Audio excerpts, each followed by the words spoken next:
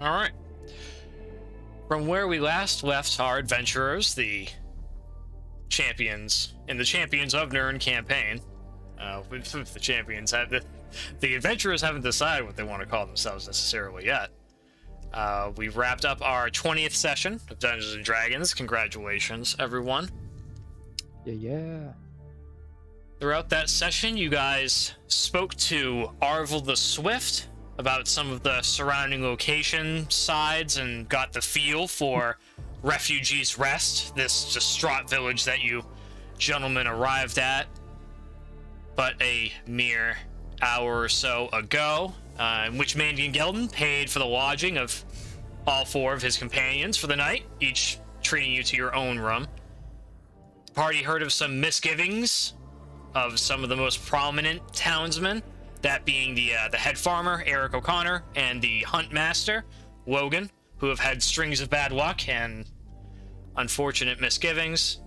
Mandion Gelden invited the local bard, Syphax, to accompany the party, while Waldwin remained at the tavern, enjoying some rest and relaxation. The party met both the head farmer, who lost his prized poultry, and the head huntsman Logan, who lost his sons, as well as his deceased wife's amulet, which he suspects to have been taken by someone in the town. Logan explained how he hunted down the location of a goblin camp and pointed the party in that direction, and you gentlemen set off, finding the goblin encampment and ravaging it all in your path, felling many a creature and showing off newfound abilities and equipment. It was then that another party of greenskins assaulted the encampment, causing a great chaos, which was then rather punctuated by the explosive wrath of Master Skeezewell Binbag's arcane fury, and a rage-filled pursuit of Master Ulzgud Bone-Breaker, who is currently hot on the trail of a fleeing goblin, who he believes to be the leader of the greenskin raiding party.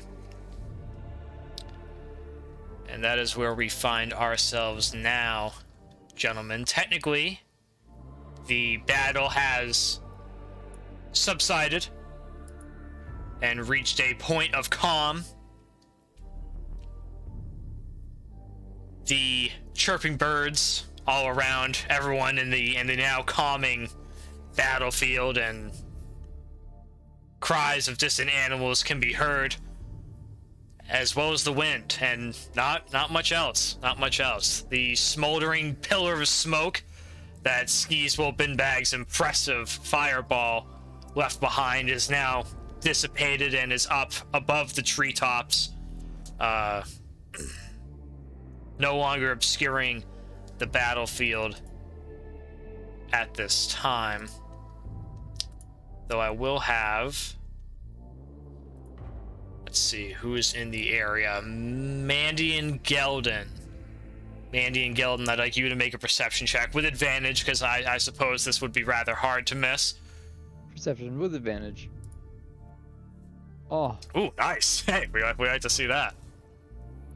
You can see that a large scorch mark has been left on the green hillside in this forested area, where the large fireball exploded, and 3 of the nearby trees that were in the radius of the explosion have begun to caught fire. You can see that you can see that up in, like, 2 smaller trees and a rather larger one that's nestled to yet another tree. Up in their branches amongst their leaves, they begin to catch flame. Shit. Okay. Skeezewell Binbag, you aren't quite in a position to take note of this, as you are on the other side of this goblin camp, currently investigating the caged poultry at this time. Skeezewell wants to open the cage. Okay, all right, if you desire it. There is, just a deadbolt lock on the exterior, just to keep the poultry contained, and if you open it, there will be nothing stopping the poultry from, rushing out or whatever to that effect, potentially. Oh, right. Skeezewell...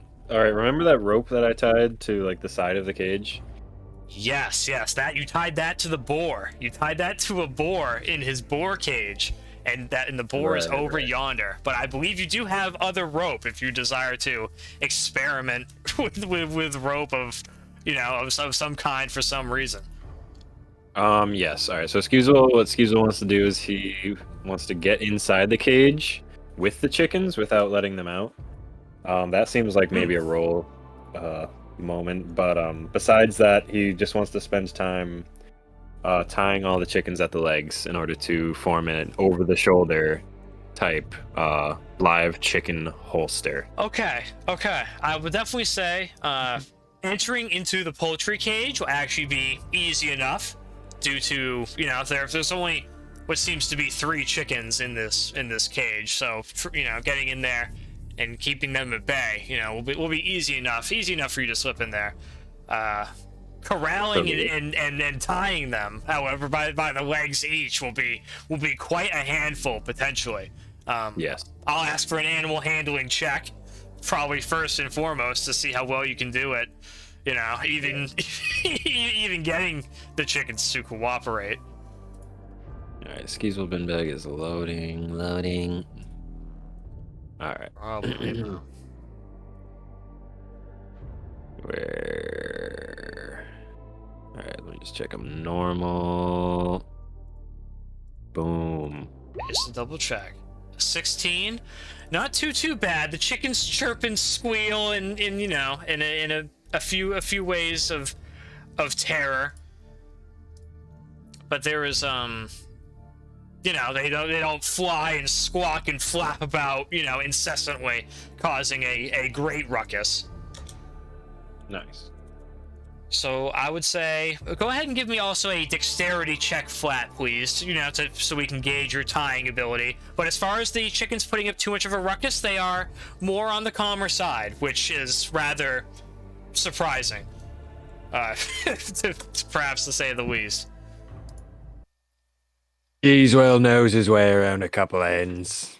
What was it? Straight dexterity? Yeah, yep. So you can just click on the dexterity attribute. Ooh, okay, very good, excellent, just like that. You come about. This will take a little while to do appropriately, because they like to, their legs are quite small, and they like they certainly will not stay still. So you have to restrain one at a time, and then go about tying it, and then get another one while keeping that one sort of at bay. Thankfully, they're not very heavy creatures, so once you're able to tie the first one, it's not able to get very far, even if it's putting up resistance. So this will probably be a process. It's just going to take a few minutes. Skeezewell's prepared to take the time it takes Okay. to create a comfortable over-the-shoulder tri-chicken device. I mean, this is traditional, Yes, I know all too well. Waldwin, you have entered in now on the edge of a forest clearing. You saw a dark pillar of smoke on the outskirts of town in the woodline and followed it, just having a hankering, that was the direction of your party members, and have now come across into a campsite, what looks like ahead of you, about, let's see, a good 100 feet or so away.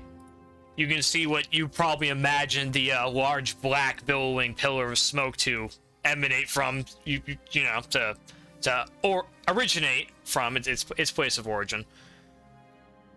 And you can't make out too much yet. There doesn't appear to be too much movement in the camp itself.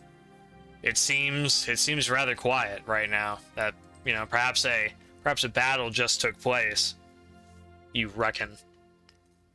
Can I see the other members of the party or no? Make a perception check for me, please. You might be able to make out Master Binbag. You sure it's not? Okay.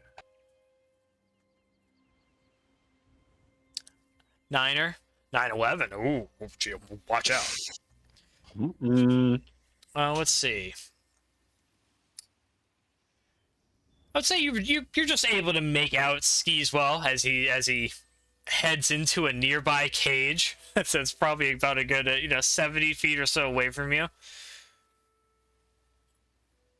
I'd like to keep making my way over to the other members of the party. Okay, no problem. No problem. Doesn't appear to be any, any hostile creatures or anything of that effect up ahead. So you begin making your way over yonder. Mandy and Gelden. So what are you up to now at this time? Am I in between Ulzgud and Skeezewell? Yes. Yes. Yep. Okay. Yep. But not directly in between them. You're more technically in between them, as it were, right? Ulzgud is pushing on the outskirts of camp with Syphax. Gotcha. Okay. And they seem I'm to be still inside racing the into the camp. woodline. Yep. You are still in the camp. Gotcha. I'm just watching these trees burn. Okay. Yeah. Well, but what you've noticed so far, anyway. Nice. Okay. How far away is Ulzgud from me? Is he still like within earshot at least? Let's see. Yeah, yep, he's 30 feet away at this 30 feet time. away. Okay. I want to dash to keep up with him. Okay, you're taking the action to dash to keep up with Ulzgud and company. Yeah, I want to make sure he's not ambushed. Okay, all right, very good. Very good. You proceed forth with him. And Master Bone-Breaker is seemingly continuing to push dead ahead after his potential quarry. We don't Syphax, see that enemy, do we? make a perception check for me, please.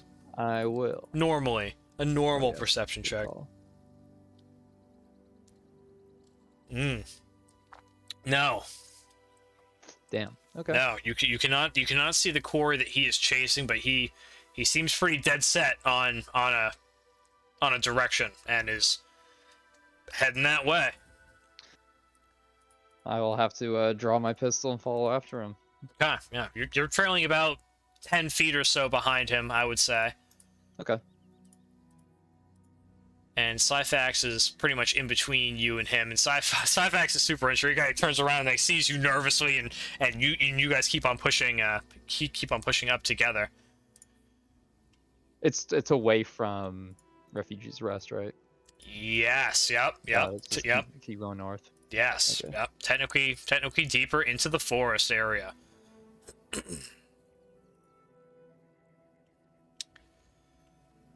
All right. Very good. And from here, we will pick up with Master Bone-Breaker, who is in hot pursuit of his quarry. The thundering footsteps of Master Bone-Breaker as he closes in. Let's see. Small creature sliding and jumping all around from tree to tree like a little goblin does. It's going to put up quite a bit of resistance, I believe, for Master Bone-Breaker. We'll see how he does, still benefiting from his rage. He's got to keep up. Rage. Not the best, not the best. Ulzgud is able to keep up a pretty steady pace, but you can tell that he's starting to come to his senses and his rage is starting to slow down Shit. from that, from expending all that enemy blood in combat, and from not being in the heat of itself for a little while. Ulzgud Bone-Breaker's rage comes to an end, and he is no closer to his quarry than he was a little while ago.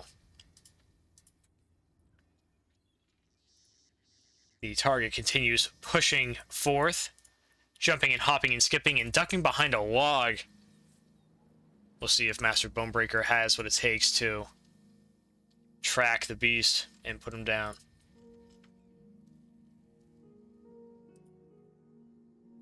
Ooh, pretty good, pretty good. He may very well have a chance of tracking this creature. He's got it. He's a pro. Let's see. Ooh, oh yeah. Ugh, you can hear him up ahead. He's found you, and you can hear like the crashing down of like wood and etc. and like a goblin squealing. Okay, all right. Well, his last check. We'll see what he's got. Let's see what he's got. See if he can close the distance. Ooh. Okay, he's able to close the distance with his quarry.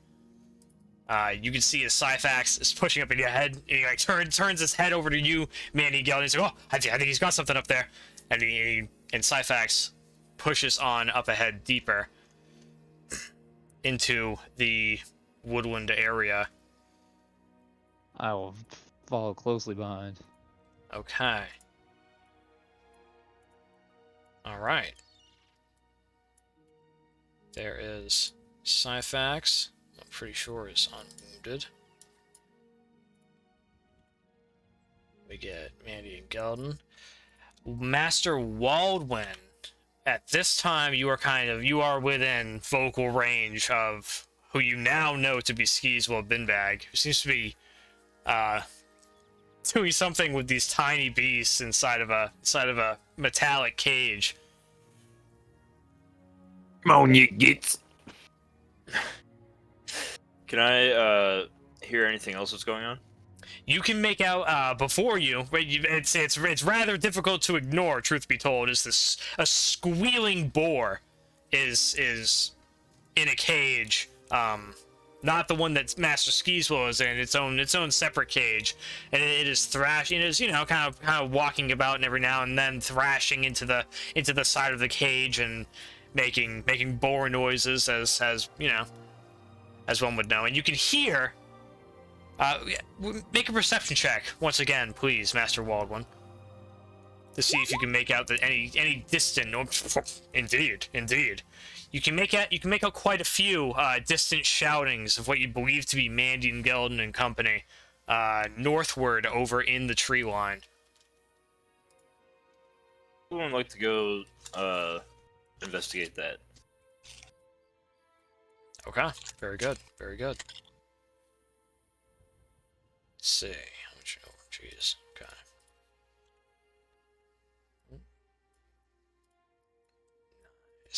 Nice.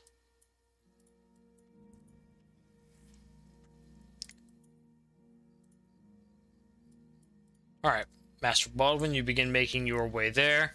Skeezewell, you take note of Waldwin over your shoulder as he begins making his way over toward some commotion.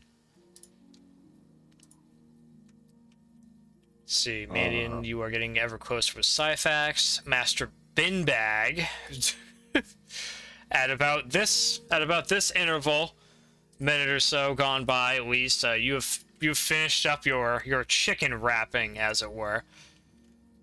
Okay. And now have the poultry fastened. Excellent news. One leg each. Is that the No, so both the chicken's legs are sort of tied together. Oh, okay, yeah, okay, yeah. I understand. And then when they're hanging upside down, they just can't do anything. It is true. They So are. it's just all three of them are tied like that. Okay. Knotted at the foot. Very good. Did you say the boar was thrashing? That's kind of bad news for what I'm trying to do here. Yeah, the boar does seem a tad on the agitated side. Certainly still being in this cage and having some smoke and fire be near it, and goblins and blood, and etc. The boar definitely does not seem the most pleased and happy of campers. All right, target. Here's the message. So the creature. You point your finger towards the target. Well, here's the message, and can reply in a whisper. Can I talk to this boar, or am I tripping right now? with what would you use to speak to the boar? All right. So What do you got? Message? Oh. It doesn't mention understanding languages. Straight line. Toward a creature within range and whisper a message. The target and only the target hears the message and can reply. We could probably speak that message to him, but probably won't understand it. Do Probably able to hear I it. have to? Do I have to speak boar language? It may be so. Well, I think you use this to speak to the goblins, but the goblins speak the common tongue anyway, in addition to the goblin language. So that's very different. Let me see here. Toward a creature within range, whisper a message. The target, and only the target, hears the message, and you can reply in a whisper, and reply in a whisper that only you can hear. Right, but all they do is hear the message. They don't understand the message. Yeah. So it's like as if they're just Creature like hearing that you doesn't speak common tongue. understand. Yeah. That's how I'm understanding it. At least, so. Yeah. No. I agree with that, certainly. You can do it, the creature just... It's a very incompatible creature to try to, Right, can I get a can I response try from and one. use animal handling with my message to try and like talk him down? I don't know. I don't know how I want to deal with this boar. I really have no way. Honestly, animal handling is a good start. You could just go for some kind, some kind of calming effect. The message spell may Might not be worth it. Yeah, I don't know. I mean, it is a cantrip, so it can't. I don't know. Probably better off not. All right. Well, Skeezewell's going to, in lieu of this new information, Skeezewell's going to.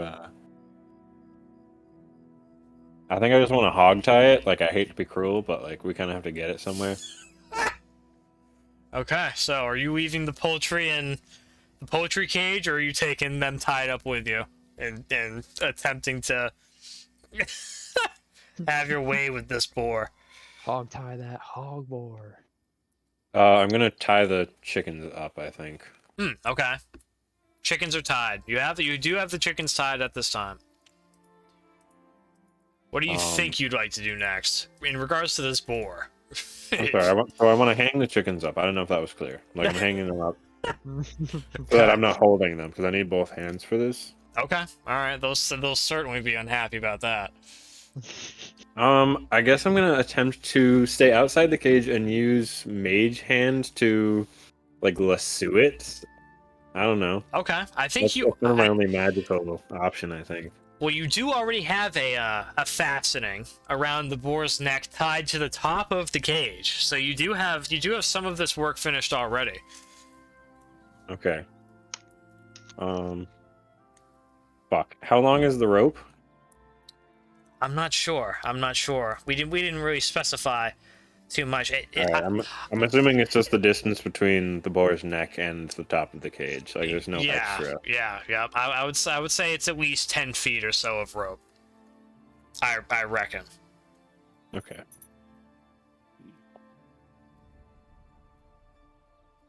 Okay. I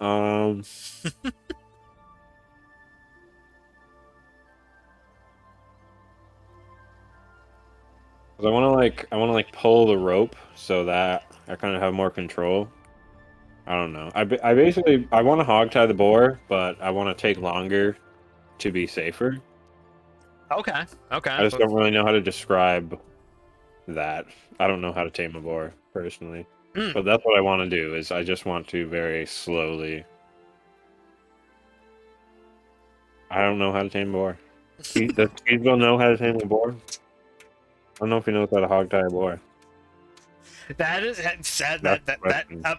True. A very real question that you have to ask yourself. Does Skeezewell Binbag have any real reason? I mean, I imagine tying a four-legged creature is somewhat similar amongst a good portion of them. Especially tying a hooved animal can only be so different between them all. Indeed. I don't know. It's up to you. It's your call on that one. I'll let you make another animal handling if you want to take steps toward that eventual goal.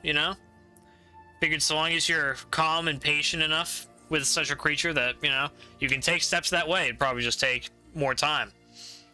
Okay. All right. Again, as you suggest, hey, you can give it a shot. It'll at least be a learning experience.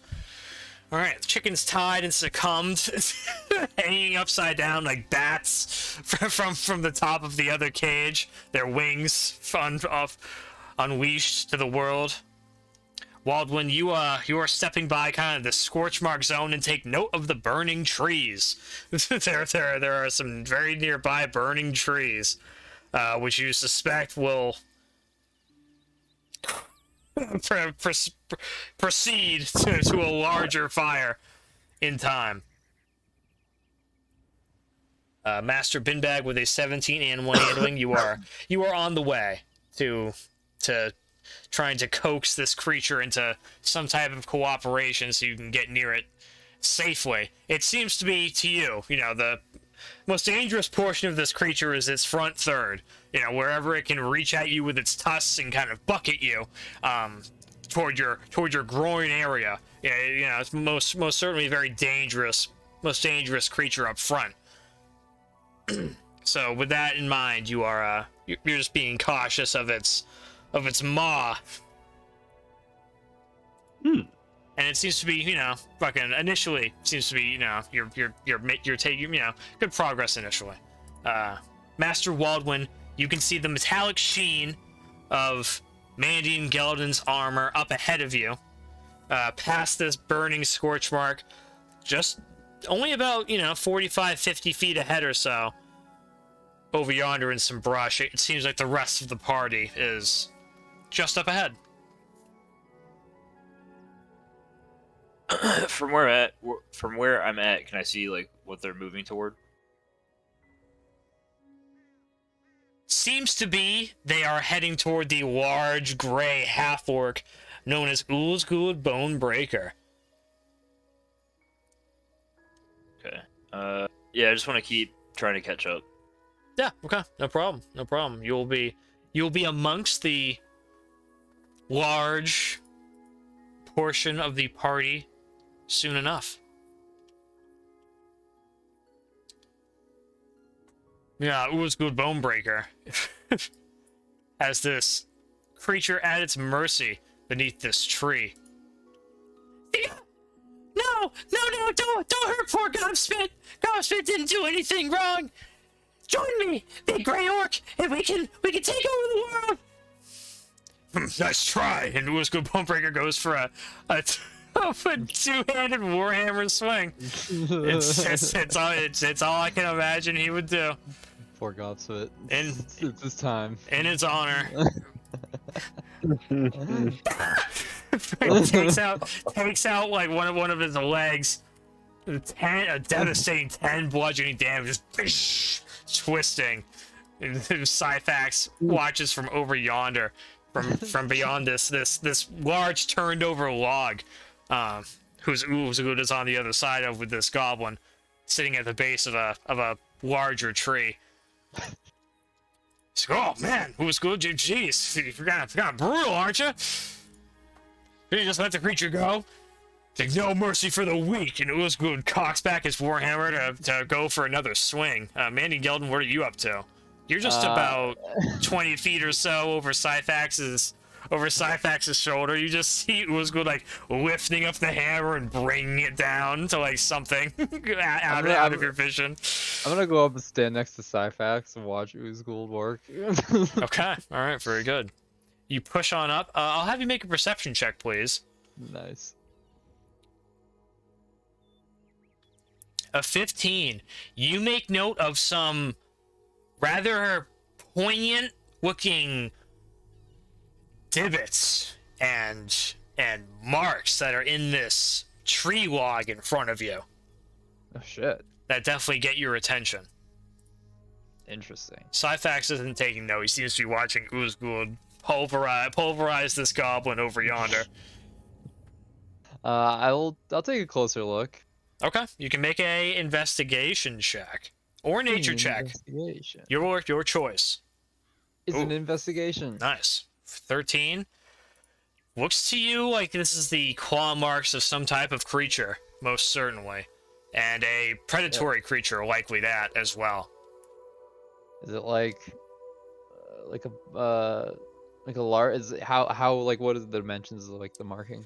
Not too large, and it looks like 3 talon like scrapes in the bark of this tree. Not very large, smaller than your hand, about the width of your finger, just Is about. it about Cliff Racer size? Is it about Cliff Racer size? I would say bigger. Oh, shit. Slightly larger, not much larger than that of Cliff Racer's size. Okay. Okay. Damn, can I think of any 3-talon creatures off the top of my head? I don't know. Probably not. Okay, I will take note of it. Okay. And I'll go back to standing next to Syphax and I'll kind of bump him on the shoulder and just point him towards the log. See if he seems to care about it at all. He's pretty much just right next to you, and he's like, "Whoa, whoa!" Like pointing, like laughing at Ulzgud, like, about to like take like a golf swing at this goblin who's like, reaching up for mercy. And you tap on his shoulder and point out, like, hey, check this out. And he's like, oh, whoa, hey, oh shit, oh no, oh, we shouldn't be here. And then you both hear the crunching of like a branch behind you, and you both turn and look, and there's Waldwin, standing about 25 feet away, making his way on over. It's like, I will. Oh, no, it's that guy. Thank you. By Stendar. I'll say, Waldwin, thank God it's just you. And I'll look at Syphax and I'll say, what is it? What is this thing? We shouldn't spend time here. This is raptor territory. And just then you can hear it over yonder. The calls of some type of creatures not very far away, and it sounds like more than one, as you can hear the same call being reciprocated from multiple points in different directions, pretty much all around you. And Syphax starts taking a step backward. I will yell to Ulzgud and tell him that he needs to finish his work quickly. Whoa. So be it. And Ulzgud goes in and takes another strike at this poor creature with advantage. Another 9 bludgeoning damage. The creature is knocked up against the tree and then ricochets off it about 5 feet or so, like spiraling around. It's just fucking heavily bruised and wounded and bleeding. Damn right. Waldwin, what are you up to? How far away am I from all this that's going on? You are a mere 20 feet or so from Mandion, Gelden, and the Bard, Syphax, from Refugee's Rest. I would like to... Yeah, I just want to keep like moving towards what's going on and asking Mandion what's going on. Okay, alright, very good. Mandion, you hear Waldwin. She is just beyond you, and Waldwin, you can see Syphax has not returned your gaze since he initially saw you, and he's just kind of backing up in your direction slowly. I will look at Waldwin and I say, it looks like we were just getting out of here immediately. And I will also start backing up. Actually, yes, I will start backing up. And hold on 1 second. Sure.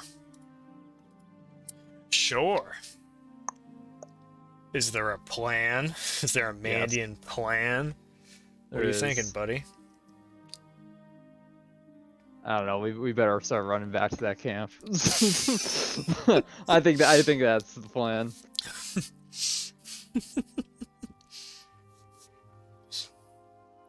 Ulzgud Bone-Breaker kind of turns. He's like, what's the matter?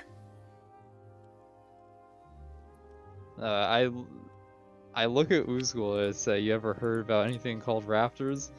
And I turn my back to him and start walking the other way. Oh. Now Ulzgud Bone-Breaker. You can see he's torn. He's torn in this moment. Kind of like he's just over this large horizontal log is Ulzgud Bone-Breaker, and then over yonder is this goblin who's kind of like writhing and digging through the dirt, trying to crawl away. And you can see Ulzgud as he's like tries to, like, almost motions in like a fake out to try to close the distance to get to that point. He's like, and you can see he's completely torn at this time between going over and then beating that goblin to death or going with you guys. As I assume you, Waldwin, and Syphax are all kind of heading back the way you came now at this time. Yeah, if Waldwin can see what's going on, he thinks it's wise to just let that happen and leave. Okay, all right. Ulzgud Bone-Breaker will follow suit, reluctantly, sighing and kind of begrudgingly. Next time you see me will be the last time, and your bones will be mine, says Ulzgud Bone-Breaker as he leaves his prey rather reluctantly, but looks over. As he's looking over toward you, Mandion and Syphax, etc., and the rest of the party, his head kind of stops, and he looks dead ahead, and his eyes lock with another pair of eyes out in the bushes, a yellow and black pair of eyes that's kind of slink out from beyond the shrubbery. And a velociraptor makes itself known in full form. No. Oh, and Ulzgud jumps off the log and begins running. It's time to go! And Ulzgud runs past, pushing past Syphax, and moves his way on out and beyond the rest of the party as well. Oh, shit. Mandy, Gelden, what do you do? I will immediately follow Ulzgud, keeping my pistol out for sure. And I'm going to kind of like stay behind him, but like push on his shoulder to keep him going. Okay, Because all I right. know he's just exerting himself. Okay, all right. So we're all turning and running. Sounds good to me. Yeah, it sounds like it. Sounds like it. It sounds like it. Everyone races off as you can hear the strange like croaking of these strange beasts, Mandy and Gelden, that you have not heard before, and you gentlemen push out past where you came from before and back out into the goblin encampment.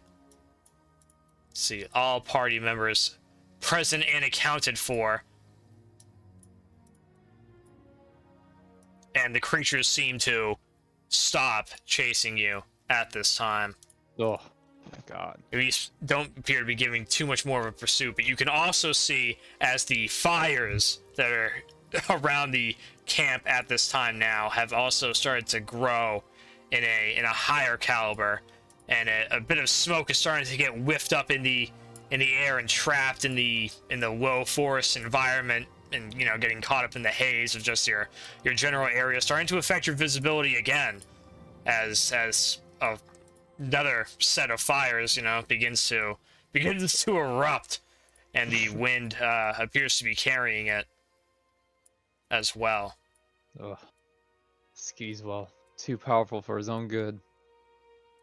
It is. I will announce to the group that I hope that these fires kill whatever beast lay within, and I'm going to try to approach Skeezewell, see what he's up to. Okay. All right. Very good. I'm gonna leave Syphax and Ulzgud behind if they don't want to follow me, but they're more than welcome to. Okay. All right. Baldwin. Okay. Very good. Very good. Yeah. You guys are all back at camp. The fires are a growing concern. Your time that you'll be able to spend here is limited, and if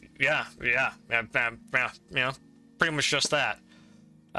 Master Binbag, you take note as well of the hazardous conditions which are worsening at this time, and you are You've made it hasn't been too long since we've had your last board check, so not enough time has passed for another one at this time. But you are steadily making away. Yeah, exactly, precisely. Mandion and Gelden, you head into the center of the camp in an effort to find Skeezewell. You find 3 chickens, which are strewn by the legs, hanging from one of the metal cages, all upside down, and they look rather displeased about the situation. And then you look over, and Skeezewell Binbag is in the other cage with the boar, and he's kind of like making soft cooing noises at it, and like kind of like trying to pet at it and giving it whatever reassurance is possible, as you can see him trying to like lasso like around him with a rope gently, without the boar freaking out to any great extent. Shit. Gather he may be busy.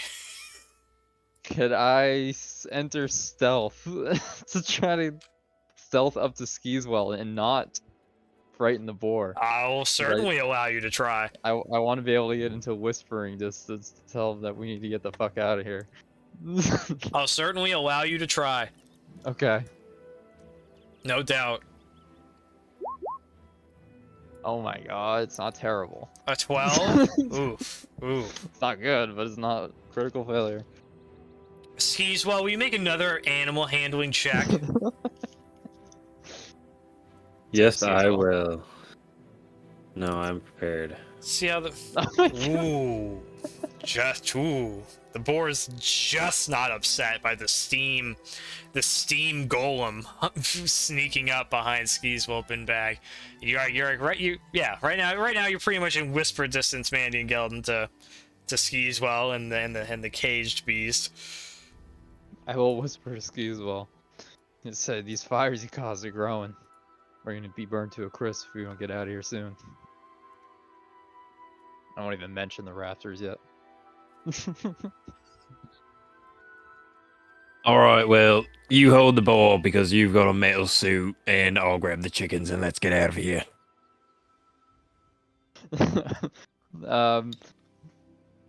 I will. Can I just look to make sure that the boar is secured before I grab this fucking lasso? Skeezewell is already grabbing the chickens and mobilizing. Shit. I will grab the lasso, make sure it doesn't get away. Shit. You can make a oh Jesus. You can make a investigation check. Check out Master Binbag's handiwork here. What do you You pay very keen attention to this. I'm very concerned about this boar. Now is not the time for a mishap with this boar on a leash when you're trying to make your escape plan. So you definitely make sure this won't end in failure, at least to your demise in particular. It appears that snugly tied around the creature's neck and underneath its front forelegs are like, you know, are just like tied up in an odd way, this odd rope harness which may very well hold. Will you be able to restrain this beast physically? Like even with this leverage given to, I don't know, maybe.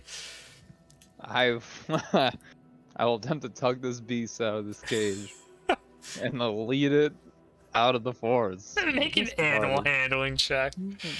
With fucking, oh Jesus. Yeah, alright. 12. Okay, alright. Alright, the creature is like is every now and then like a bit of steam comes out of your suit, and then the creature's completely perturbed by that, and shows great dismay at any type of gas, you know, expulsion or whatever from your metallic suit, and seems to just be displeased by your rather unnatural looking, you know, facade in general, and that may very well be dealing a bit of damage to your ability here. But eventually you're able to pull the creature physically out of there with it pretty much like resisting you all the way, And finally now the beast is out of the cage and seems rather pleased with that. Its tail seems to be going back and forth rather wildly, and its snorting and grunting begins to produce in a higher higher frequency and volume as well, and it begins trotting about and starts pulling you away from the fire and away from the camp. I'll follow the boar then. Seems Okay. to know the way out. Very good, very good. The boar will lead our way out. All right, Master Binbag, you have the 3 poultry, which was all of the surviving poultry that you were able to find. You have them in tow with a little issue here. Let's see. Master Waldwin, Master Bone-Breaker, Syphax, what are you guys up to?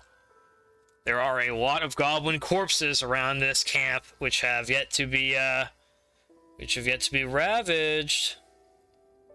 Real Well, quick, yes. since am I familiar with like what language the raptor was speaking? The raptors? Yeah. No, they you know, like beasts and that type of thing don't really speak a language in particular. It you know, they simply speak like animal dialect. I don't know if you have a speak with animals ability or trait or spell or anything like that, but something like that would be what you need in particular. Yeah, I'd like to just check through some of the bodies that are laying around. Okay, all right, you can make an investigation check. Start pilfering about. Let's see, you get through about 3 bodies in 15 seconds or so. They aren't clad in very much at all. There's a dagger or 2 for your taking if you desire any of that. Otherwise, you find half of a eaten newt on a stick. It looks like some type of a small lizard creature. Just just a little mundane, not of much use to you. A little goblin toy. It looks like to you, perhaps like a wooden figurine of some caliber. And 9 gold pieces from the in total. I will take the gold pieces and the small toy. Oh, okay, all right. You may add small wooden toy to your inventory. It is yours. Syphax will join in the pilfering. Don't worry, you guys take those zoo animals. I'll catch up. And he begins rummaging about and pilfering through some of the corpses and saying, You boys carry on. I'll be along in just a second. I'll grab some bodies too, says Ulzgud Bone-Breaker as he heads over and starts also rummaging through. I'll as well get some loot on the way out. Mandion Gelden, I'd like another animal handling check from you.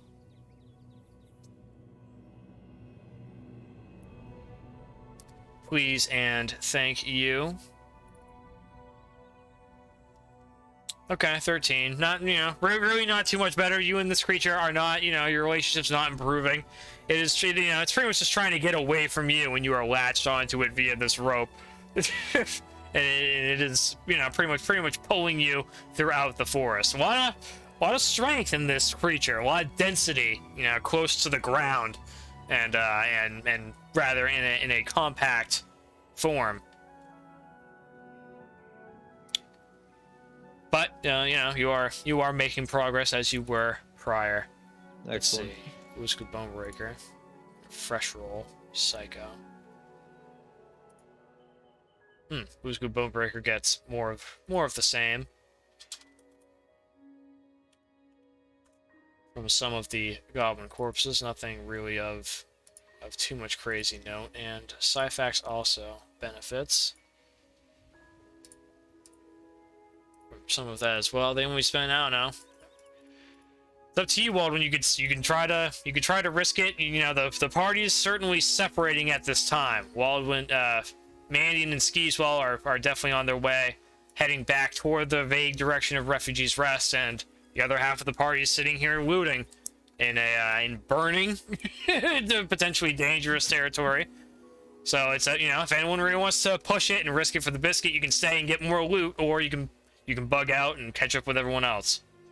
No, I'm pretty satisfied with what I found. I'd like to catch up to Mandion and offer some help with handling the boar. Ooh, okay, all right, okay.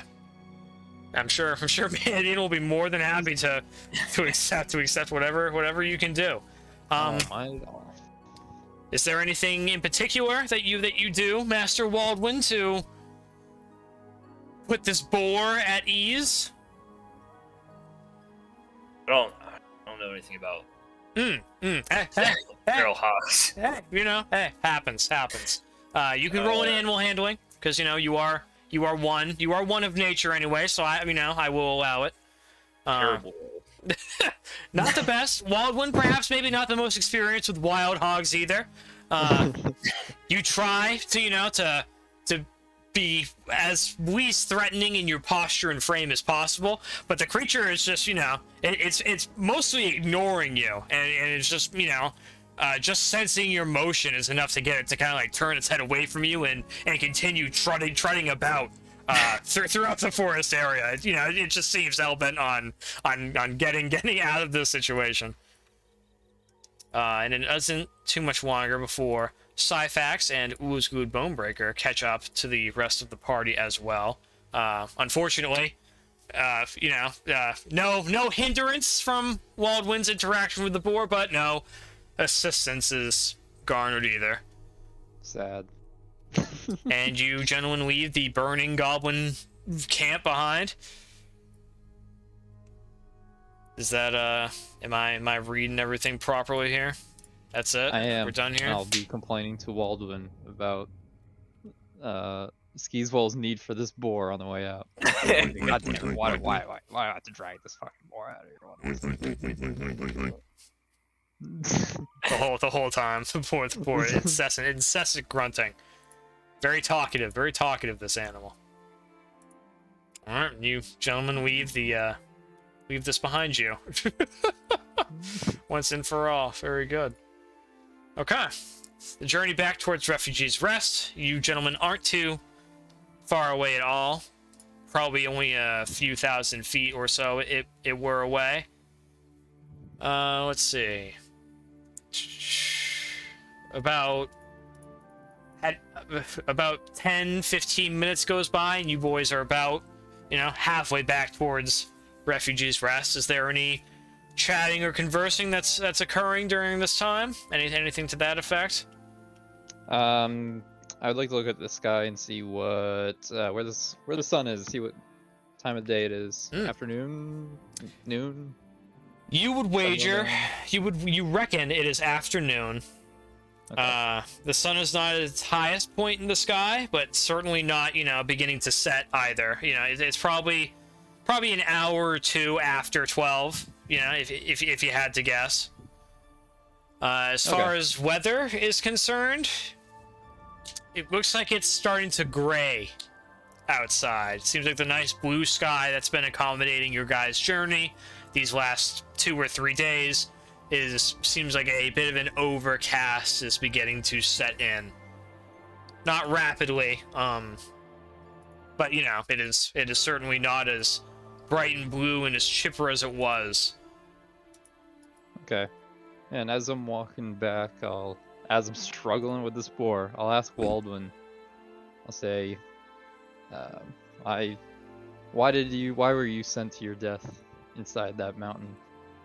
I sent myself to my own death and happened to make it out. Why were you there? It's into some adventure. I've spent most of my life back home, and I wanted to see what was out here. Felt a little cooped up back in your hometown. I Very kinda much understand so. that. I understand that. Appreciate you saving my life more than once now. I feel like this team could make something of itself once we finally feel safe. Maybe we can find some fortune. Hope so. Mandion Gelden tugs on this leash, on this boar, as it starts to dart towards the tree line back away from town. Animal handling check. Shit.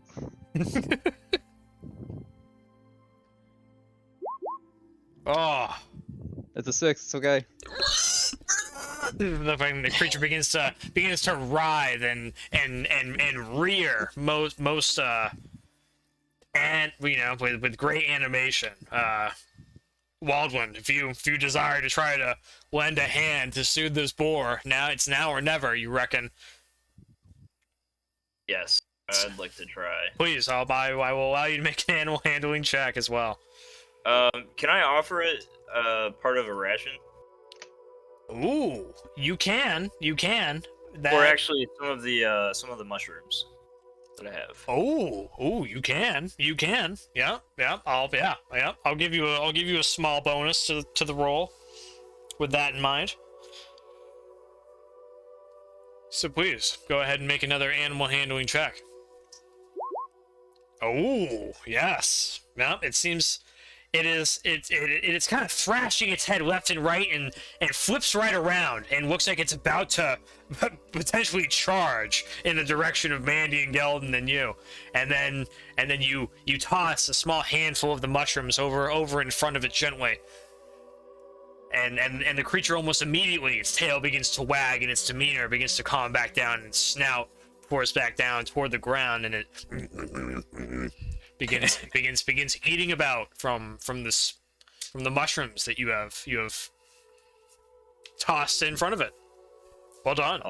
I'll toss like 3 mushrooms out. Nice. Mandion Gelden says, I have half a mind to just let this thing wander off by itself. I wouldn't blame you. I look back towards the tree line, looking for the rest of the party. You can see, you can see, Skeezewell Binbag making his way over with Ulzgud Bone-Breaker, and they seem to be, well, not really chatting. It seems to me. It seems like Ulzgud Bone-Breaker is a bit pissed off that he wasn't able to finish off that fleeing prey, and you can tell, he seems to be a bit more on edge, and perhaps a bit defeated, it seems. Syphax, however, is looking rather much more elated than you found him in the tavern previous, and they're only a few feet or so away. Okay, that's good. Okay. I will continue marching back towards town. Very good. You gentlemen push your way on around and head on back to the sweet, tarnished hamlet of Refugees Rest. Oh, it's so sweet. It's a sweet treat. You gentlemen vaguely entered in around the area of Wogan's home, somewhere around in that area, and you exit about from the same orientation, and are pretty much back here in Refugees Rest. Where are we off to, gentlemen? Now that we are here. I will turn around and wait for Skeezewell to catch up. Ask him what the heck I'm supposed to do with this boar. Yeah, you guys all congregate together with your respective animals. Skeezewell, your swine is called into question. Skeezewell Binbag wants to sell the boar for money. Oh. Perhaps that farmer we met may have some use for it. I know, or we could just give the whole lot to the farmer. That would probably help too. So Yeah, it's like bonus. Maybe bonus. it'll give us like something important. The deed to his home. Yeah, let's do it.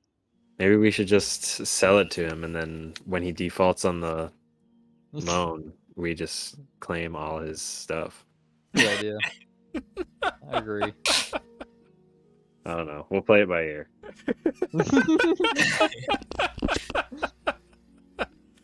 Fantastic. Okay, gentlemen. So with that, boys, where are we off to first? To the farmer's house? Head farmer's house? Yeah, we'll head over to the farmer's house. Okay. See if he's interested. All right. As we're making our way on by, let's see. Waldwin, you can make a perception check. Skeezewell, you can make a perception check. Ulzgud can too. Mandion, I would say you're busy with your boar. Too busy to see. Great. You're watching your boar, making sure that thing doesn't, freak out all of a sudden. Skeezewell and Waldwin, you guys make note of the hunt master's shack kind of out here on the edge of the forest who tipped you off about the bandit camp. Seems like he's gone at this time. And Skeezewell, you take note that the large axe that he was using to chop firewood is gone as well. Other than that, there doesn't appear to be any, anything very interesting going on. You do kind of turn your head over your shoulder and notice the small black mushroom cloud of your initial fireball is like far and dissipated high into the sky, and this other like black, dark gray. I suppose it would be smoke pillar that is getting a bit larger. It seems to be rising out from the top of the forest canopy. As you gentlemen press your way back over yonder into the hamlet of refugees rest, you push past a few deteriorated homes or such. It's very much the same place you left. Very little life to speak of, very few townsfolk and travelers. It's, grim. And now with the sky less blue and graying, it is becoming a bit more of a somber, melancholy atmosphere, which is perhaps a bit more befitting and appropriate of this area. Sad. And you gentlemen are just getting about to the bend past the graveyard and up near the fabled Miss Grimwald's house, when you can see the figure of Miss Grimwald standing at the edge of her porch, something wrapped in her arms that she is petting over and over, though you are at too far of a distance to quite make out what she is petting in her arms. Ooh. You can hear Syphax kind of like, oh Jesus. But, oh, Kinnerous breath, save us. Just everyone everyone remember your manners. Oh. And then you gentlemen push past, and as you're just out in front of the home of Miss Grimwald, you can hear the voice of the elder Dunmerry woman. Oh, hello there. I will use the boar as an excuse to not look up and pretend to struggle harder with it, even though it may not be pulling too hard. Oh, it's a fine boar you have there. I look up and I just give a nod. yanking back on the boar. Say, will one Nice. of you send that useless loaf Arvel over here? I need someone to help me with the rats in my basement.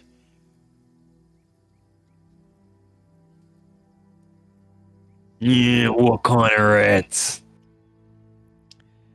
Oh, why, as any other normal type of rat, I imagine.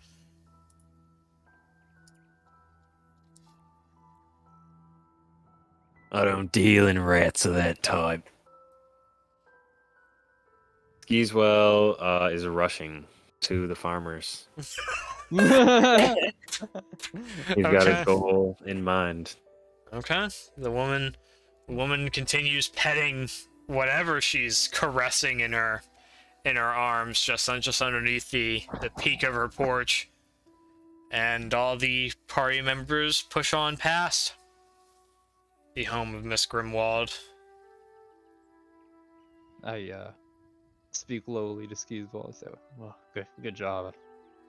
I didn't want to deal with that either. Gives me the creeps." Syphax gives you guys a thumbs up. So yeah, Miss Lady Grimwald, you know, she's all right most of the time, but you know, I don't know. If she's a witch, right? You know, she might just be acting nice for you to like lower your guard down and then go for the kill or something like that. Turn you into a frog or a toad or a sload. Oh, good call, Syphax. I didn't even think of that. Better off just not pissing her off. That's all.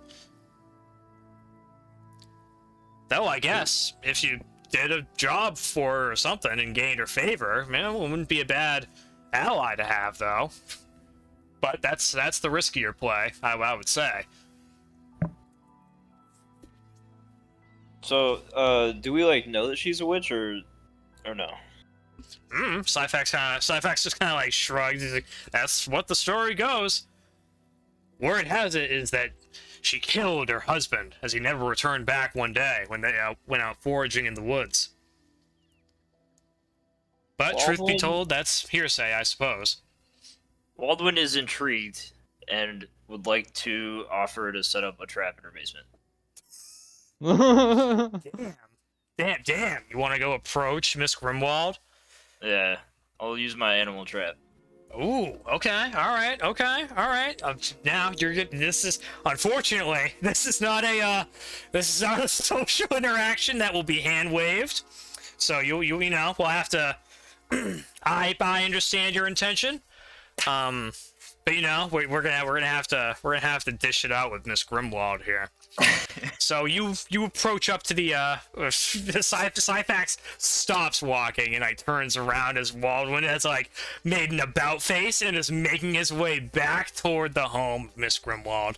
And Ulzgud Bone-Breaker also stops and turns around and watches as animal team continues toward the farmhouse. Waldwin, as you get closer, you see the blue-skinned complexion of a Dunmer woman, as a dark elf woman as one would expect.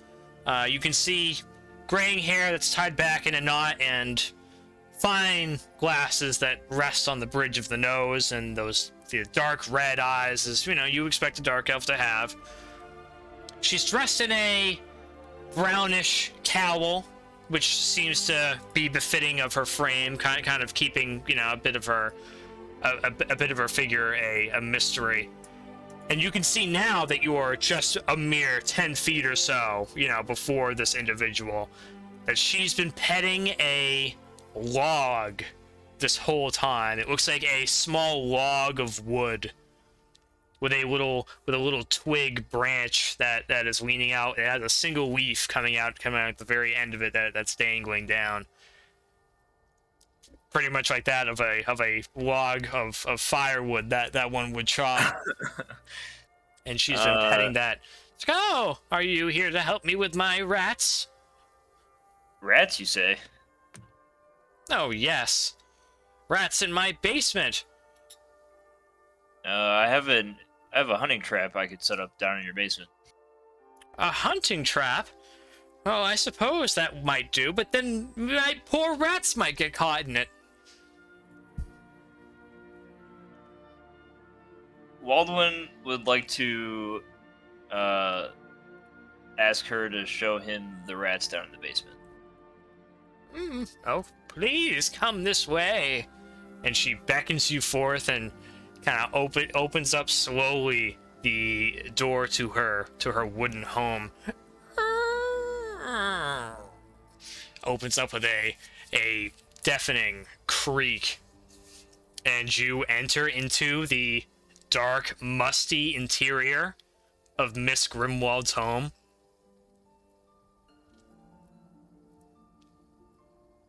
Able to see anything? You make out, from what you can see in the doorway, just what appears to be, a typical cottage-style interior. Looks like a small bit of cabinetry and etc. Maybe a sink basin, living room table and etc. Some floor furnishings. No wall furnishings, really of any kind. The occasional pelt of a creature here and there. Other than that, not a bookcase here, this and that. Nothing really else. I'll just ask which way to the basement. Oh, just over yonder, young man. And she points over toward the corner of the room, and you can see a small trap door that seemingly opens up into what would be the basement area. I feel so uneasy. Outside, fucking Syphax is like, oh, Ulzgud, did you see that? He went to the log lady's house. I can't believe he just fucking did that. I bet you 5 gold pieces he ain't coming out. Ulzgud Bone-Breaker. It's like his arms folded. He's still pretty pissed off. He's like, deal. I'll say to the lady after you. Hi, gentlemen. And she lifts up this trapdoor, and there's a rather precarious looking ladder that she takes and starts heading her way down. Do you mind your step?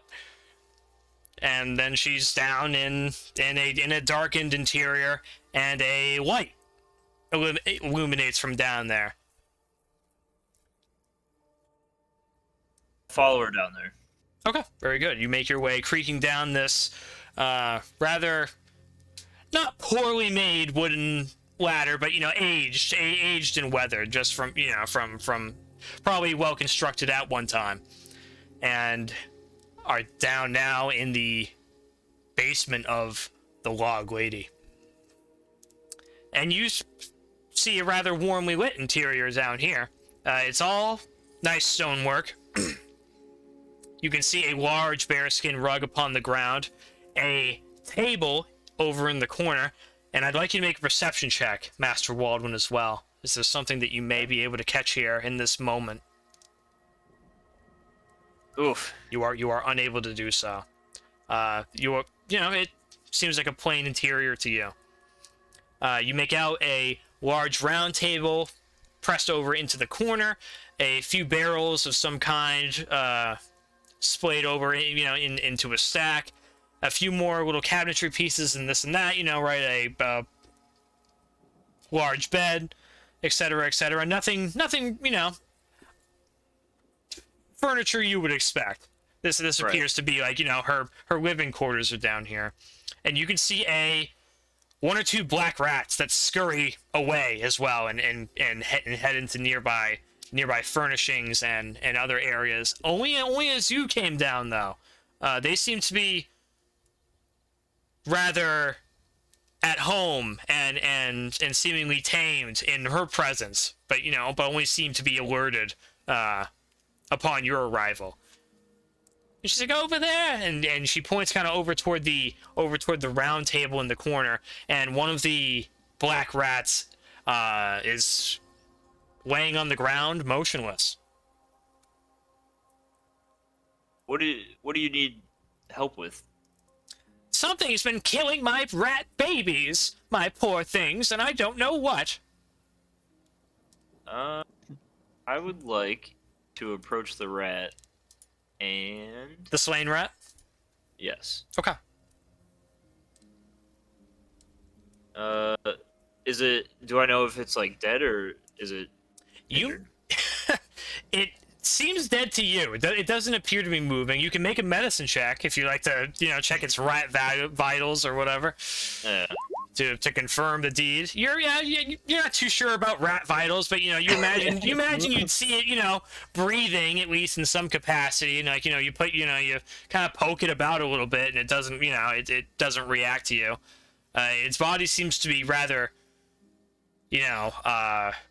frigid now, and seems to have been seized from being in this cold basement along the cold stone. So yes, it's certainly dead. I'd like to ask her what she thinks is the problem. Hmm. I'm not sure. I'm not sure. There's nothing down here that they can get into that would hurt them, and I don't know. Oh, my poor babies. Shh, shh, shh, shh. And you can hear her start shushing, and she like pets the log and looks down at the log that's still been in her other arm this whole time. She's like, quiet, little one, quiet. I'll get to you later. Quiet.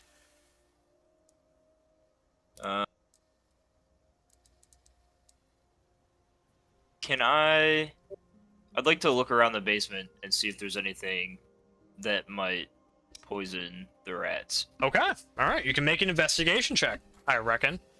How long would you say you don't find anything immediately, right? How many minutes would you say you spend checking? Oh, 18's pretty good.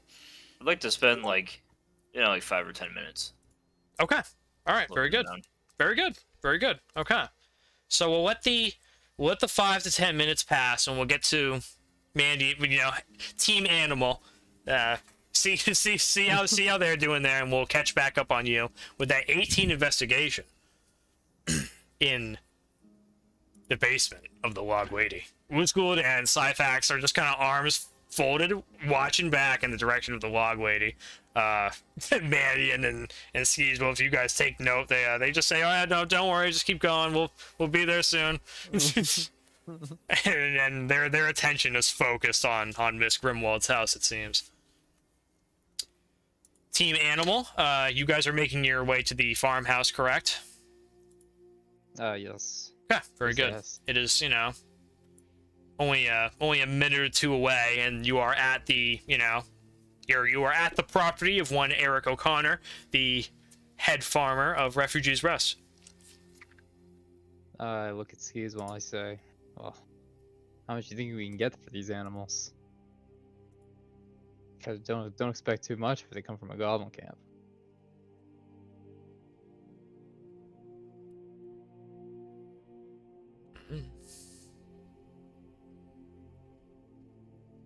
Have I ever sold animals in my life? That's Maybe. I don't know. I don't know. I don't know. I wouldn't expect to have too much experience. I based mean, on my history. Yeah, I mean, maybe you'd know a thing or two about like a horse, but like farm Yeah. animals, I don't know. That's really your call on that one, bud. I wouldn't imagine know more you. about how much a plate of beef costs than the whole animal. That's well, Paul. Well, there you go. There you go. I don't know, Master Binbag. Do you have a response for Master Gelden? Do you know? Do you suspect, how much these animals be worth or whatever? Do you have a profit ballpark you're going for here?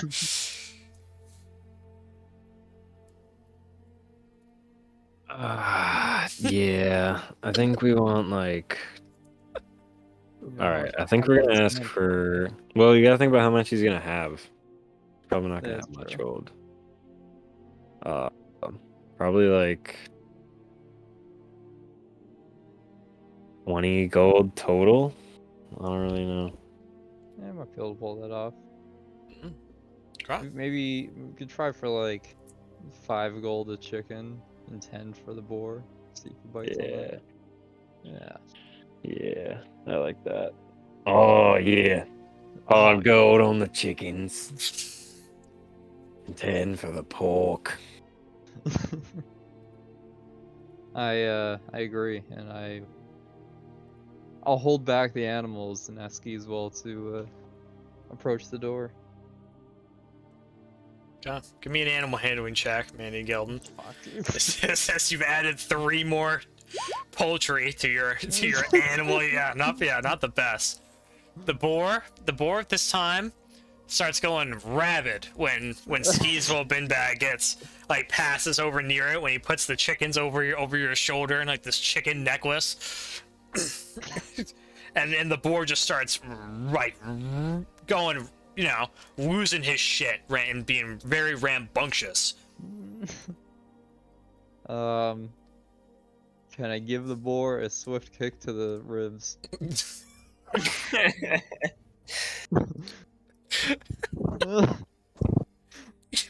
Make a strength check flat. Make a flat strength check with your strength attribute. Fucking the door, Eric O'Connor's door opens up. He's like, hey, what's all this racket out here with this boar squealing? And then it's just as you are kicking this poor animal in the side of the gut. And it starts kicks up another gear into super boar overdrive. It's gone, dear God! Oh, what's all the noise? How many chickens? Oh, look at that! Oh, what's with the boar? And it is a mess. And the boar rears up in your direction, Mandy and Gelden. Shit. And tries to fucking gouge you with a tusk real quick.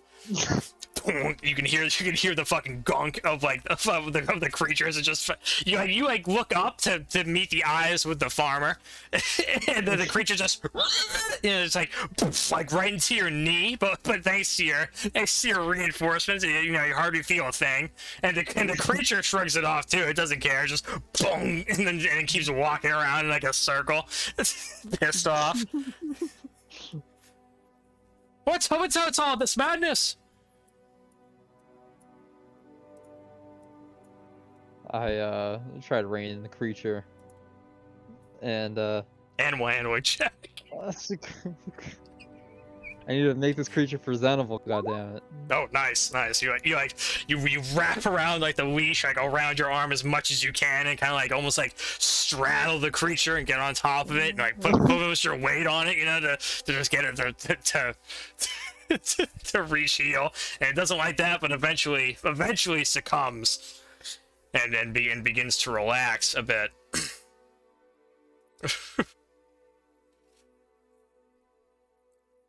Oh, not bad. I don't remember asking you to fetch a boar, though. I am most happy to see my chickens, however. Can I tie the boar up around his fence or something? Yeah. All right. Yeah. I'll tie the boar around his fence. Okay, so that okay. I can negotiate with Skeezewell. Okay. All right. So you've mounted the boar. You're dismounting the boar now. You're taking the boar leash. And you're walking back. You turn around from Eric. Walk over. Well, where's he going now? You walk back over. Tie it up against the front. Don't do that, please, no. You start tying it around there. Skeezewell Binbag is watching the whole time. You've got the chickens too, hoisted around your neck as well. Skeezewell Binbag is watching in terror as this potential deal is crumbling fast. I kind of look up nervously and I look at Skeezewell and I kind of wave my hand at him. Skeezewell direct the attention off him. Skeezewell turns to the farmer. Well, I've still got the chickens. And if you don't buy this boar, we're not giving them back. Oh! How could you There be you going go. out there and finding me hens and then you keep them away from me as a sick? What is this now? And 5 gold ahead on the chickens. Oh yes, I was prepared to give you 10 gold per hen that you returned to me safely, stranger. But if you are the type to be keeping him away from me for the cost of gold, then you're a sick man, I tell you. His hands on his hips. All right, Skeezewell is going for the intimidation because that's what we expect him to. Okay. How, please. Skeezewell's hat tips slightly up, and the chick within begins drawing forth a magical glow in its beak. And Skeezewell's open hand also glows with magical fire. And Skeezewell says, Well, then it's 10 gold apiece on the hens, and 20 for the boar. Well, easy there. And he's like hiding behind the door. Yeah, 22 intimidation. Yeah, he's hiding behind the door, peeking his head out. It's like, all right. Just please return me my animal safely, and get off my property. And you hear the thunk of a chunk of change within a coin purse plopping down onto the walkway of Eric O'Connor's home. all right, I'm gonna use I'm going to I'm sorry, I'm just trying to like picture this right now. Sure. All right, Skeezewell's there. He's got the chickens. He's going to. Mandion Gelden has the chickens. I'm pretty sure. Mandion Gelden has the chickens. And the boar. And are you still tying the boar to the man's fence, Mandion Gelden? Oh yeah, I'm gonna leave it there. Okay. Yeah, the plan is to abandon the boar at the man's house. Yeah. Okay, all right. At this time, you have the boar tied, I would say, and now you're returning with the chickens. Well. Yeah. Okay. All right. Okay. So Skeezewell's chick is the apex or whatever. You know, the chick's mouth goes from red to blue, and the mage hand comes out and picks up the gold pouch and deposits it in Skeezewell's bag. Excellent. And then the cap lowers, and the chick is no longer visible. All right, you have your money. That's it. Skeezewell's shaking him down. Seemingly a successful bit. I will take off the chickens from around my neck. Yeah, it's and a. I will at least hand them to the farmer. Oh, thank you. Oh, my sweet babies. There. Oh, you're back. Did they hurt you? And then Eric takes them within his home and closes the door. Well, did we make out okay, Skeezewell? Is everything there? Is Skeezewell checks the bag. Within this coin purse that you just received, you count 32 gold pieces. 32, but we'll have to take it. Guess it'll be good enough for one day's profit. Guess we should go back and meet the others, see what they've gotten themselves into. Let's. Master Binbag, you may add that 30 gold pieces to your inventory if you are taking it. If you guys are dividing it amongst yourselves, however you're doing this, if I can take care of that, I entrust that to you, gentlemen. I'm confident that Skeezewell will invest that money wisely, so I'll let him keep it for now. Skeezewell takes the whole thing. Okay. All right, 32 gold pieces for you then, my good man. You may add it at this time if you haven't already. Let's see. You guys can still see Ulzgud and Syphax. Syphax is kind of like pacing back and forth now at this time. Seemingly, whatever they've been waiting for to happen has not occurred yet. During this interval, I would say Waldwin, down within the basement of Miss Grimwald's home, you are just about now wrapping up your investigation. And let's see, your investigation, an 18 investigation check, very excellent. And you were looking for particular hazards to the creatures? Yeah. Okay. You want to add like anything peculiar to that as well? You know, or just Yeah, I'd like to just kind of like figure out what's going on down here. Okay, excellent. Okay. With that, you leave little unturned. You pull back behind the nightstand, looking like in between the masonry and this and that, like whatever nooks and crannies and cracks you can find. You investigate it. You do find a sizable spider or two, but you don't believe it to be of a poisonous variety or anything that could force a rat to succumb from venom or something to that effect. You do not find any substances in any of the cabinetry or anything to that effect that could cause anything of such a cause. And what strikes you in particular about the rat corpse that you have, as a baseline, is that there is a small pool of blood around the creature, and you can see a small visible wound, which looks to be like a puncture wound of some kind.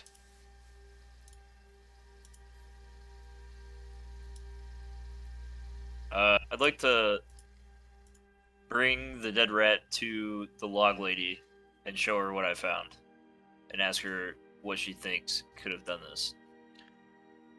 Oh, terrible. Perhaps someone that has it out for my little babies. I'm not sure who would do such a terrible thing.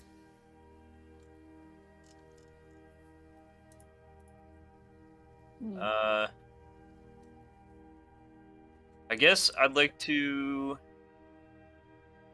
ask her what she needs me to do. I'm sorry. I wish I had more to show you. I don't know what could be happening. I'm not sure what would do this to your rats. Neither am I.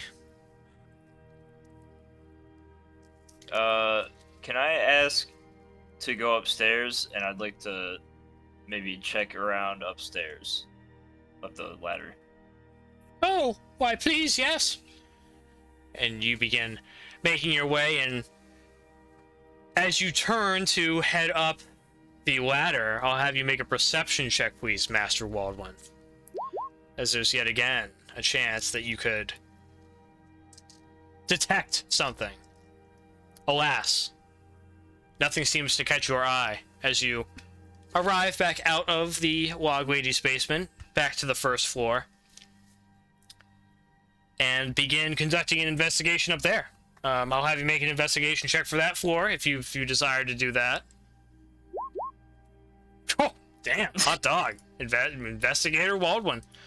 You spend at least another 5 minutes or so going through the interior of Miss Grimwald's first floor, and you find again, there are things in here like forks and knives, but they're away in counters and etc. Right? So nothing, nothing that a rat would be able to access and like wound itself on or something to that effect, right? There's no again, no traps, no poisons, nothing really. It seems to you, given your shrewd investigation in this matter, that whatever's happening down there to the rats in the basement is coming from the basement, because there doesn't appear to be anything up here that indicates anything, any basement correlation, Right. as far as you can tell. And you're being pretty thorough from what you surmise. How close are Syphax and Ulzgud? Yeah, you poke your head out to the log lady's house, and Syphax is like, oh, and Ulzgud's like, I wanna motion for them to ask for help. You can see Syphax is like visibly disappointed as he jogs his way over, and he's like, what's up? I just want to let them know what's going on and ask them for help finding what's been going on with the rats. Oh, sure. Well, oh, okay. And the large frame of Ulzgud and now Syphax enter into the home of Miss Grimwald to try to figure out what could be injuring the rat pets. Mess. Hey, there you go. Skeezewell, Binbag, Mandion, Gelden, you guys watch as your other companions in the road have, stopped acting patiently and had their various emotes, and it seemed like some gold exchanged hands there very briefly, and now they too are entering into Miss Grimwald's home. Behavior you did not quite expect. And you're unsure what to make of it. No, Mandion, we're not going in that home. Witches, they have a way of luring you in. Glad you're the one to say it, not me. I agree. Worst case scenario, we burn it down. Square one. Hey, You if still that's got what it that comes bag, to. right? I will flay out the bag in front of Skeezewell. Say, sure do. Yes. Plenty of room. Plenty of room. Gold doesn't melt in fires, my friend. Mandion will light up to that, feeling his own greed start to creep in with Mandion. With Skeezewell speaking like that. All right. What is what is the Mandion and Binbag team up to? Mandion Gelden's gonna spend some time, and he wants to dispel his tinkering effect on that pebble, so he has that available. Oh, okay. I'm pretty sure they the old ones automatically go out as you make new ones, right? I think. Is that true? So I'm pretty Okay. sure. I'm pretty sure. But yes, but yeah, That'll be fine then. yeah. So yes. No problem. Your little Cool. your little infusions are, little trouble for Right. you, I would say. Right. As the infusions that matter more. Okay. If I'm not mistaken, of Oh yeah, course. if you try to exceed your maximum, the oldest property immediately ends, and the new property applies. Yeah. Yeah, so whatever. Fucking So kind that of. means I should have 2 right now. 'Cause The other one I spoke into is still sitting somewhere. Okay. Yeah. Well, Yep. the ones you left behind on the Yeah. eyes of the dead to And the ones mark I their left behind passing. in the eyes of the dead. Yeah. They're really probably using all 4. Okay. At least once I don't know why already. I shouldn't have to mark it, but that's okay. Yeah, so a different infusion you're contemplating dishing out in its stead. Was there anything you had in mind in that regard? I think he's gonna. If I could, while I'm just kind of have some downtime, I just kind of want to practice my magical tinkering. Like I try making it, just practice making like messages on like sticks and pebbles and stuff, and I want to Sure. make some symbols like on some logs or rocks near me and stuff, symbols of handguns and symbols of like magic runes and stuff like that. Just Sick. to kind of practice. Yeah, I love it for sure. Cool. All right, cool. Skeezewell Binbag, you can see his Mandion Gelden is seemingly gets a bit of a perhaps a bit of a rush from the influx of greed that's occurred in his local environment, and is burning off a bit of that adrenaline, participating in some crafts and doodles and some light inscription work. What would you like to do, Master Binbag? As you seem to have a little downtime here, a little time to kill. I want to work on my knife, but I don't know if that's. I don't know if I've made enough progress on that to really just work on it. Ooh, I don't quite recall where we left off with your poor scrimshaw knife. Hold on, I think I have it written down in my thing. How many tabs do I have open right now? Right. Walnut handle. That's all I have written down.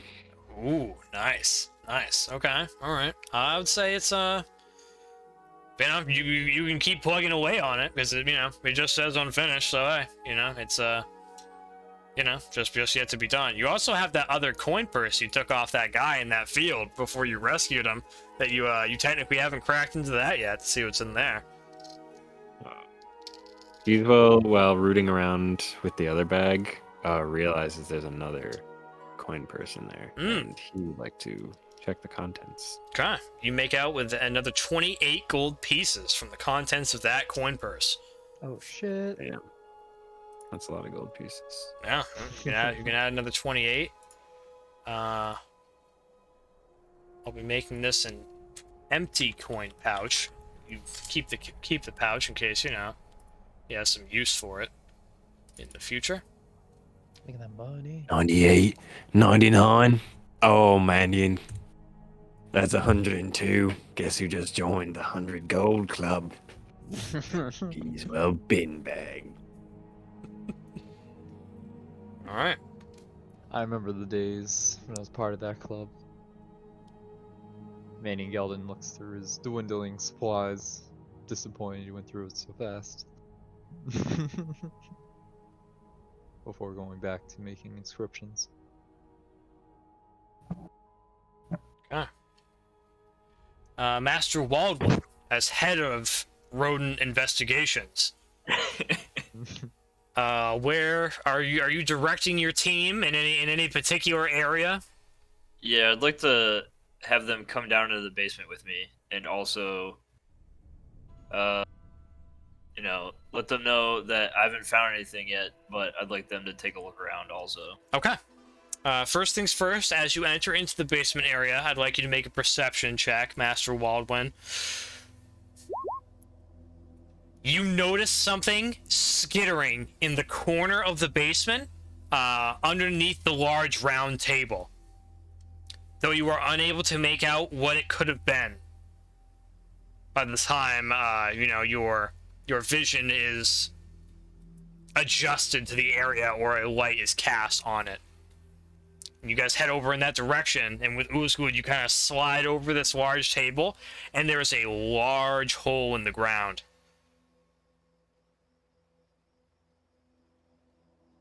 How big is the hole? Sizable. It's probably about 3 feet by 3 feet, something like that. It's just pretty much like a burrowed hole in the masonry of Miss Grimwald's home, and is.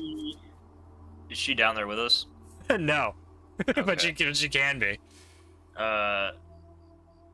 Yeah, I'd like to call for her to come down. What? Oh, okay, yes. What seems to be the problem? What's this hole about? Oh, by Stendar! Azura's light! I don't know what that is! That wasn't here last time when I put that table there!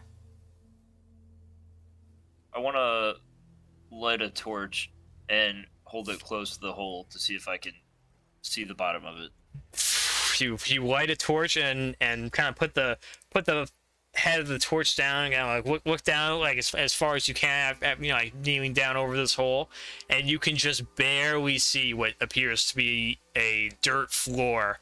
Probably, yeah, I mean just barely at the edge of what your light radius from the torch can give you. So probably 25 feet down into the earth.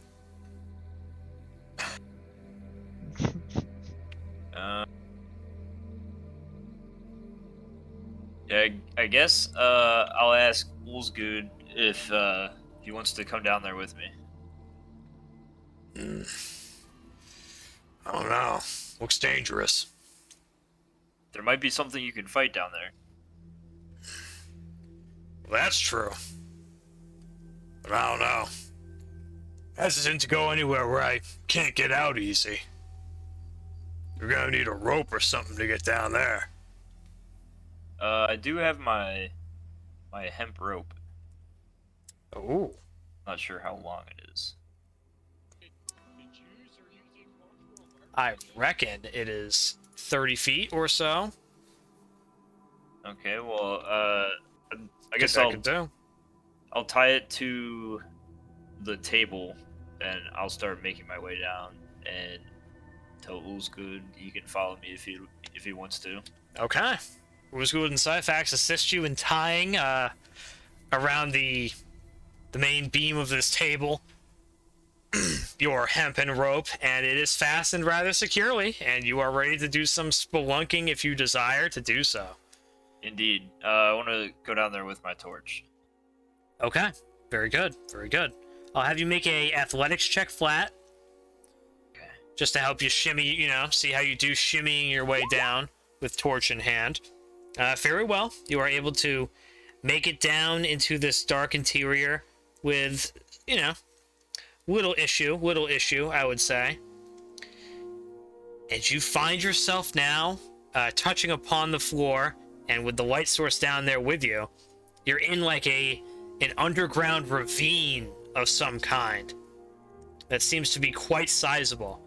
The walls to either side of you are, at least a 10-foot wide opening here. This is a sizable interior. The current space that you are in is probably about 18 feet or so wide, with a 25-foot tall ceiling. So this is a considerable interior space. Nobody's down there with me yet, right? No. As far as you can tell, you are the sole individual down here. Yeah, I'd like to yell up to Ulzgud about what I see and ask him to go let the rest of the party know. Alright, don't go far. Syphax, stay here. Make sure nothing happens to him. I'll just hang out down here until he returns. Okay, very good. Very good. It is such. Let's see. It's only been about 3-4 minutes or so for all this to ensue. Before Ulzgud comes running out of Miss Grimwald's house, Mandion and Gelden and Skeezewell, Binbag, you can see. He kind of looks left and right and comes making his way over, kind of like waving up at you guys when he notices you, trying to gain your attention, and makes his way on over toward your guys' direction. What? What is it? I look up, distracted from my work. Could be another damn cave or something. That Waldwin guy found. In there? Yeah, Bear Boy found something in that lady's basement, and I'm not sure exactly what it could be. And what? He wants us to come with him? Yeah, oh yeah. It seems like it could be a job of some kind, boys. Ugh. Manny Gelden will pack up his things and reluctantly look towards the house. I guess we'll have to follow him on in Skeezewell. All right. Skeezewell reluctantly joins Mandion. All right.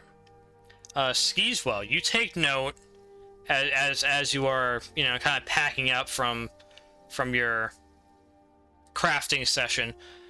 You take notice of some of the sigils and markings that Mandion Gelden's been etching into some of the nearby surrounding objects and terrain. And it's all the same symbol over and over. And it strikes you as a bit odd. Certainly a bit odd behavior, perhaps, from Mandion Gelden.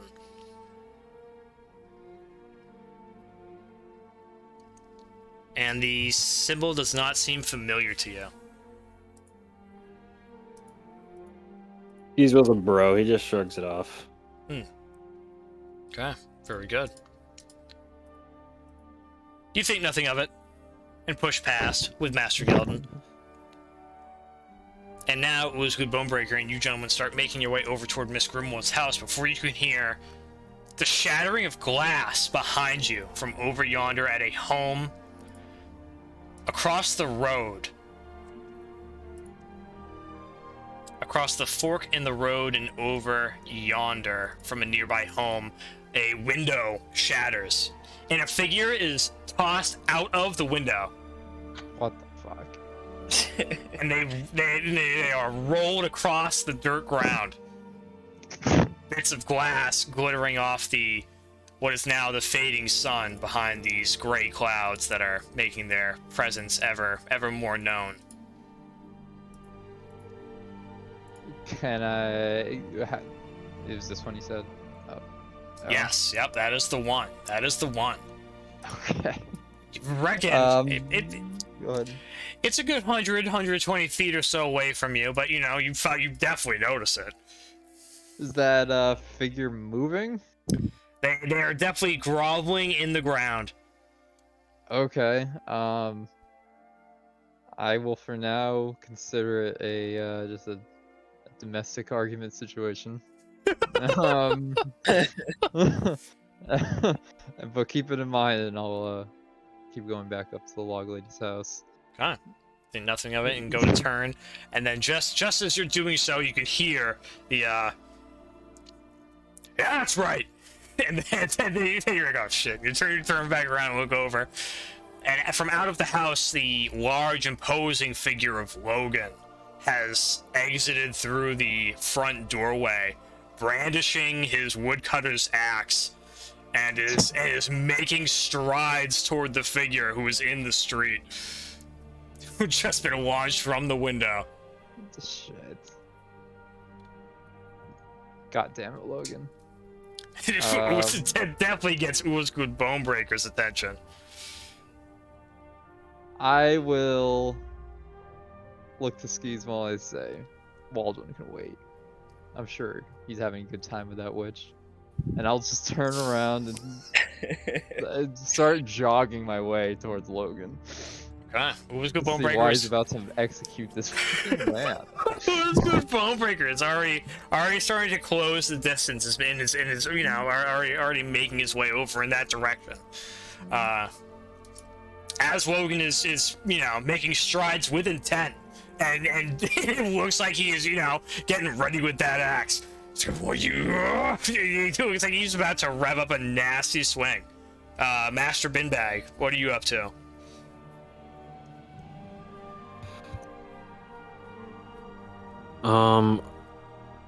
Are we inside yet? I'm sorry. You are not inside yet. No, you are outside, and Mandion, Gelden, and Ulzgud Bone-Breaker have been distracted by a conundrum, a physical conundrum that's occurred from another nearby home, in which the ailing father that you know to be Logan seems to have a bit of bloodlust about him, and is about to start or finish an altercation here.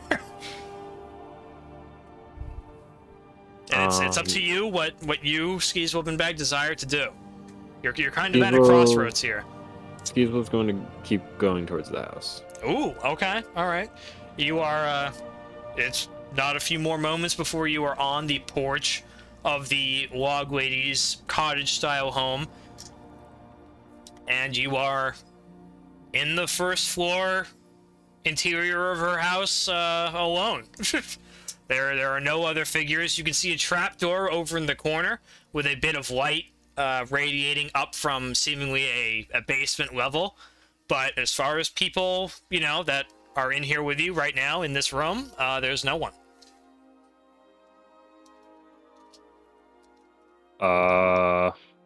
Okay. He's going to ensure that there is no one on the first floor, and he's going to check for a second floor. Okay, you can make a perception check. Alright. And all those things will be resolved by that one roll, I reckon. Give me a good idea. Yeah. No obvious stairs to a second floor loft or anything like that from what you can make out. Just appears to be this first floor, cottage with a basement over yonder, and you seem to be alone.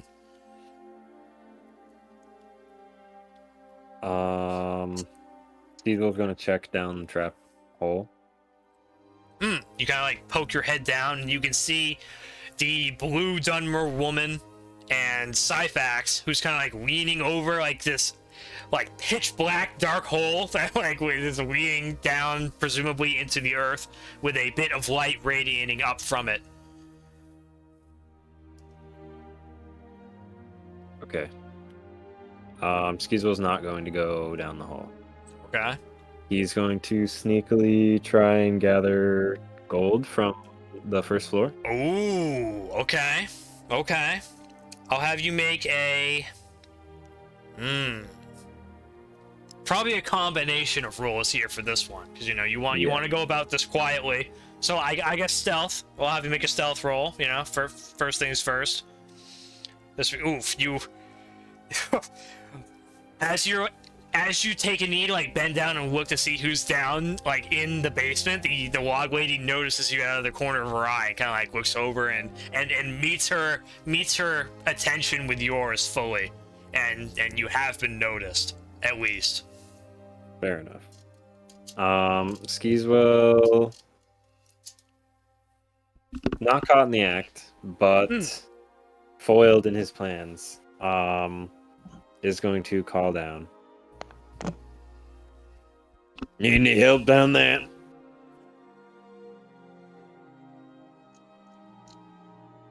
Would Waldwin be able to hear that? I don't know. Yep. You guys are only like 25 feet. You know, Skeezewell from like even the top of the trapdoor. You know, probably his voice is, I reckon, poignant enough that it can reach you if he hasn't gone down to just yell at you from the rope length already. Yeah, no, you can hear him. Yeah, I'll tell him that I've quite a bit of real estate to check out down here. Skeezewell is not going down that hole. In fact, he says nothing after that. He just is there a chair up here? Skeezewell's sitting down. Yeah. Oh yeah. Yep. There's a chair too. Up on like the first floor still? Are you like, or you? Yeah. Okay. Skeezewell can't summon wind, but he wishes he could. For a breeze. Yeah. Well, he wants to like blow all the dust away. Skeezewell thinks about this as he wipes the dust with his hands and sits down. Okay. It's like you can hear Syphax from Waldwin from up above you. He's like, I don't know. They seem like they're kind of busy or something. I don't know, man. But you might want to get out of there. I'm gonna. I guess. Yeah, I'll let Syphax know that I'm gonna keep going into the cavern.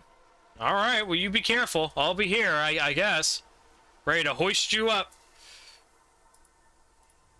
Okay.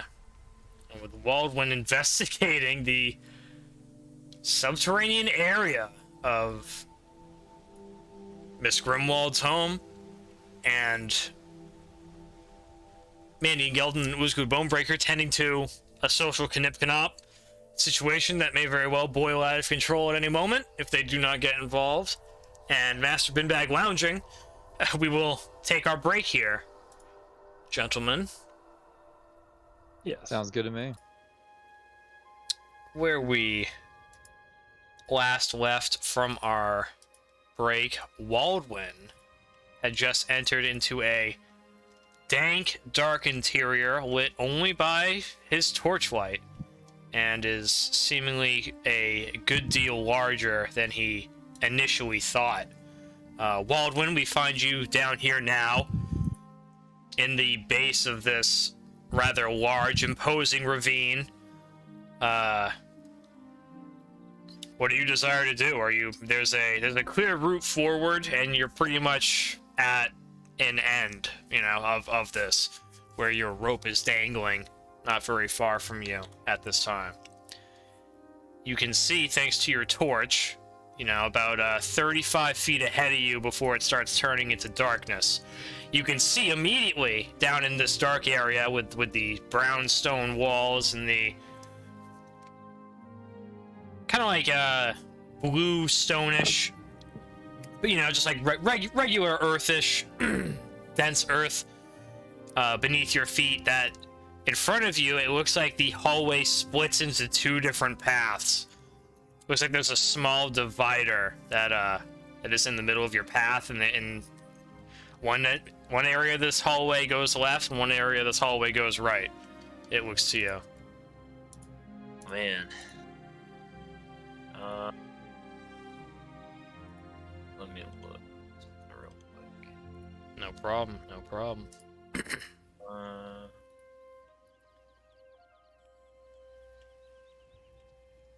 I will.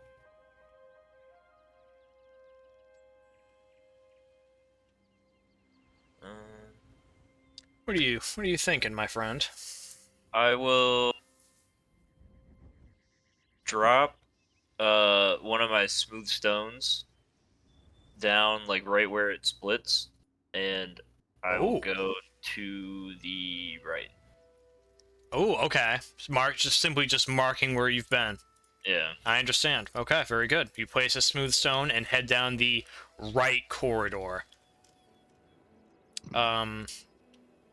With your pace in this endeavor, are you attempting to sneak? You do have a torch, so you know it is kind of a giveaway. Yeah, I'm not like trying to be too stealthy, but I'm not in any hurry. Okay. Okay. Very good. Very good. Let's see. You push on ahead, and at this point, Waldwin, you can see that the small like divider that was in the middle of this hallway ends now at this time, and you can see the other hallway branch meets over into this one, rejoins back into this larger ravine that's about 20 feet or so wide, and again 25 feet or so until the ceiling. Okay, so it's basically like a wall just in the middle of a continuous hallway. Yes, yeah, yep. You're not naturally forming, it seems to you. Okay. However, on the right-hand side of this hallway that you've been hugging since you took the right-hand corridor, there is what looks like to be like masonry to you. You can see the beginnings of brickwork along the wall. Anything about it like stand out to me? Like, does it seem like intricate or anything, or like a different kind of stone? It's most certainly a different kind of stone than that of the composition of the wall, and it's comprised of bricks. So like it certainly seems man-made, unlike the rest of this naturally carved out ravine. However, yes. I just want to keep going forward. Okay, very good. The closer you get to it, the more detail you'll be able to inscribe. It's at this point that you were just now, you're getting a better feel for this masonry along the wall, and it's only about 10 feet away from you at this time, and you're getting a better look at it now that you're kind of looking at it almost straight on. It's rather flush with the wall. It is a cooler stone like that of which comprises the floor, although it looks very ornate. It almost looks like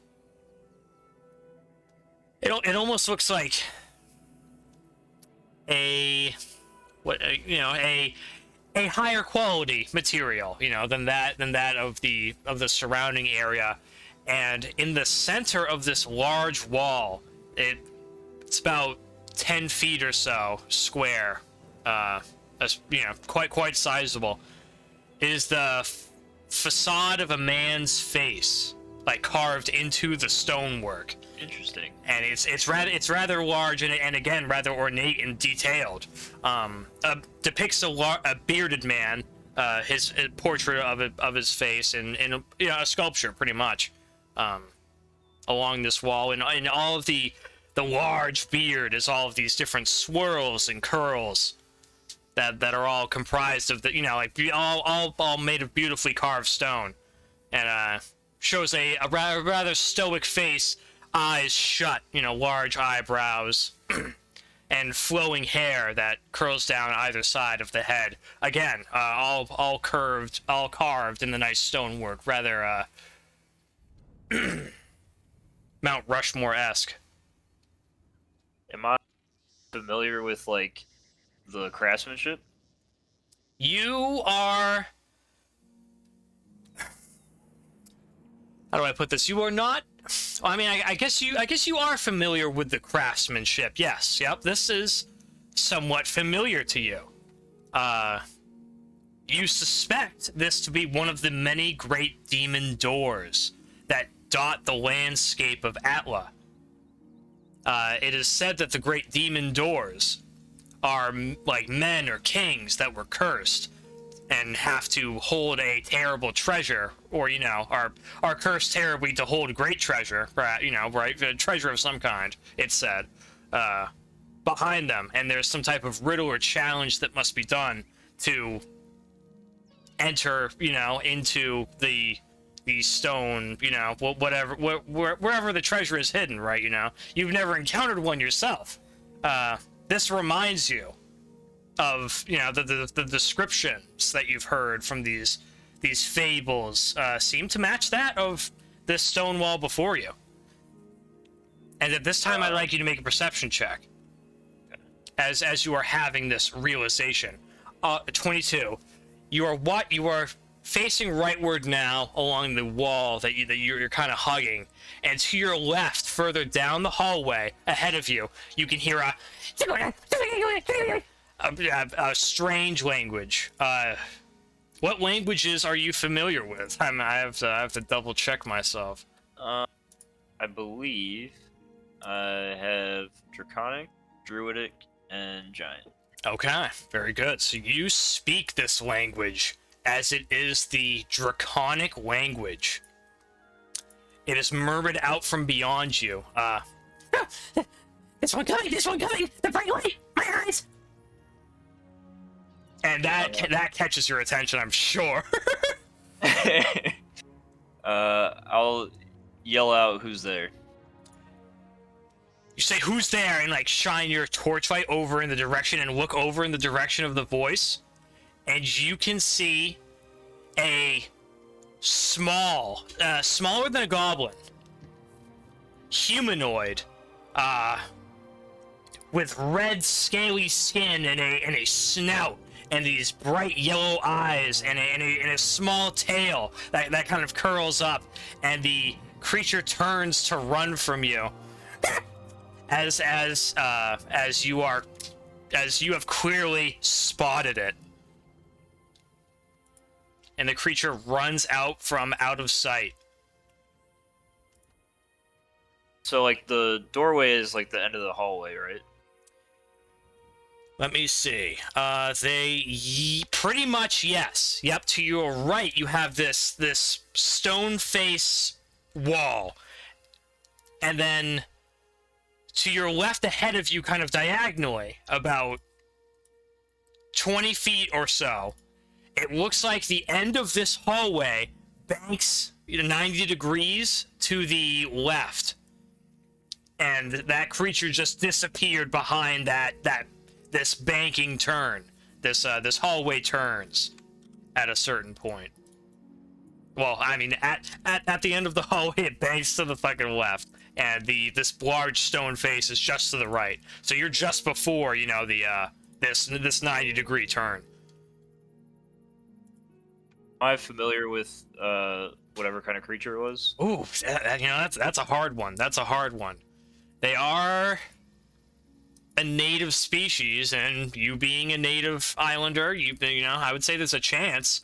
You can make a history check or a nature check to see if you're, to see if you physically, mentally recollect these creatures and know about them, or you want to, from what you've seen, you want to guess their nature and what abilities and attributes they may have from seeing them and what you know about them so far, which admittedly may not be much. It depends. These small creatures that speak the dragon language, you've had no experience with these creatures before, Okay. and you're unsure what their disposition may be toward someone like you. I will start heading back towards the entrance to the cavern. Okay. So I can let the others know what I found. Okay. You begin backtracking your way over back toward the entrance. And I'll pick up my small pebble on my way back. Okay. Yep. It's still there. It is still where you left it. You were able to retrieve it as such. Okay. Well, I think that's a good place to leave Waldwin for now. Transitioning to the surface team. Ulzgud, Skeezewell, Mandion, you watch as Logan is closing the distance to this man who's clad in leather and kind of cowering and shielding himself from this impending blow. He's like, I know you took it, and I'll have it back! And he goes like with a two-handed swing, Logan, with this woodcutter's axe, and prepares to take a heave at this seemingly defenseless individual on the ground. And Ulzgud Bone-Breaker pushes forth to seemingly intervene. I'd just like to point out that Skeezewell is watching this from the chair in the house. He is looking through the window and can see plainly what is happening outside. Okay, yep, that's right. You know, a bit more, certainly a spectator role for Master Binbag in this encounter. For the immediately, it seems like. Look at that! Bloody hell, he looks angry. Yeah. Mandion, Gelden, anything from you, my good man? So Ulzgud is approaching him. He's trying to rush up. Yes. Yep. You're not sure what his goal may be, but it seems like he's dead set on, perhaps stopping this axe blow from reaching its target. Okay. Or getting there soon after. I mean, Yeah. I'm gonna run up to Logan as well, but I'm not gonna. I'll let Ulzgud get in front and try to do what he's gonna do. Okay. All right. It's close. Logan is pretty much axe over his head, beginning this downward swing, and the guy in the street's like, ah! He's got two hands up. Looks like a pale-skinned, fair-haired human. Not one that you have seen before, though. Any party members. Looks like he could be, just he looks like a human of some kind, from what you can tell. Okay. And Ulzgud just reaches out and grasps the shaft just underneath the head of the woodcutter's axe from pretty much from behind Logan, just in time. It's like, hey, what's going on? Ulzgud says. Yo, this son of a bitch, Logan retorts. I know he took my wife's necklace, and he owes it. He's pointing the axe over in his direction. They didn't take your necklace, old man, you freak. And it says that's the man, dirty in the road, covered in glass. I will. I'm gonna run up and say, here. I'm gonna say I heard this, right? I mean, I'm pretty behind. Yep. Okay. Say, Logan, don't think so rashly before murdering your own town. What proof do you have of this? Well, I don't need proof, these sons. Who else would have taken it? The log lady? And Ulzgud's like in between Logan and the man up on the ground, who's beginning to get up at this time. Yeah, I'm gonna actively take the axe from Logan. I'm gonna, target from him. Okay, I'll have you make an athletics check, because he'll certainly resist. He wants to hold on to that axe. What do you want me to do? Athletics check, please. Athletics. Or strength flat, I guess. If it's damn, you fucking this is sick. Cause you reach over with your left hand, like underneath, and then reach over with your right hand over and kind of like twist it out of his hand, and also pull back from it, and in this way. And you can tell probably that Logan seems to be a bit inebriated at this time. Goddamn, Logan. You know, probably in addition to being emotionally, in a foul place. You glean that from your natural 20 athletics axe take, from this, you can probably glean a lot when you're disarming a weapon from someone, I imagine. Yeah, probably. about how they're doing that, and in that second. And you have a woodcutter's axe now at this time. I'd like to berate Logan. I'm gonna get on his case and say, if I say I'm gonna take this from you overnight, if you can come back to me tomorrow with a reason you need it, or a reason this man is guilty, I'll give it back to you. You need to get some rest, clearly. Just kind of like, just like scowling and deep breathing and like, but I don't know, dude, make a persuasion check. Or intimidation, depending on. We'll try to persuade him first. Yeah, okay. But I figured that's kind of where where you were leaning on that one. Yeah, but he seems to doesn't like what he's hearing, but respects, respects the situation, and perhaps and you may very well perhaps have enkindled a bit of realization, in this weathered, this weather, it should be said, this is a much older man, long grayed hair, very, very muscular, as it were, and he checks you, fucking glances up at you with his one good eye. His other milky one kind of, trails off a bit. He, kind of does a succumbing nod, and in the doorway, from where Logan exited of this interior, from where the man was launched, another bit larger Dunmer stands in the doorway at this time now. So, what's all this ruckus? You harming my men, old man?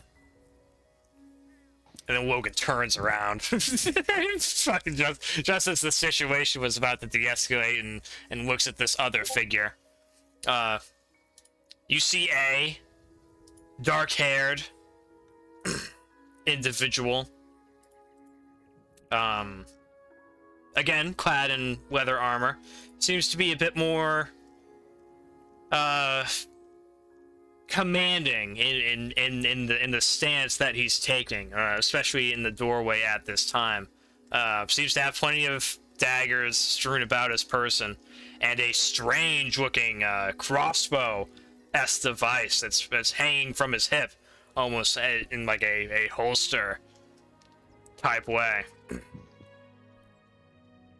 I'll look to Logan to see if he has an excuse or says anything first, but I don't have a response ready. Yeah, Logan's pretty much got his back turned to you now, looking at this other figure who's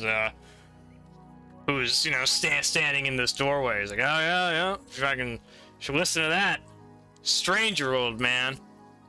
Keep you around longer and keep the life expectancy high.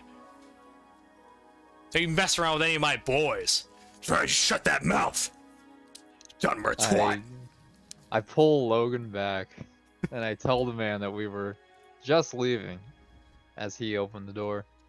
The man raises his hand and says, I appreciate all the work you've done. Kind of gives a bit of a greasy smile and a bit of a hand flourish. He's like, why don't you come see me later, if you don't mind? Yeah, I look at the old man. The old man? Hold. The Dunmer. The Dunmer is The the one Dunmer speaking to man. you. Yeah. I It's- will doesn't look seem at the too old. dumber and I say, I may listen to your pleas, but first I need to help my friend back home. He clearly seems to be having some troubles. And he kind of gives you a bit of a nod. And he steps aside as another one of the weather-clad individuals comes out of this house and comes over and assists the other one, and helps him, from hobbling, helps him hobbling back into the home. Seemingly another, you're not sure. These guys could be, mercenaries maybe of some caliber of some kind.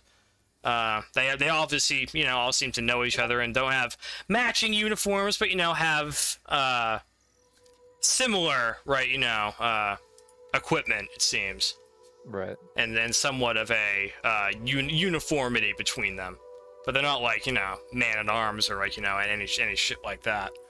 They're not running gang colors or any, nothing to that effect. Okay, so the situation seemingly diffused. Logan is, begrudgingly goes with you, but doesn't put up any active resistance to warrant any, altercations or restraints or anything like that.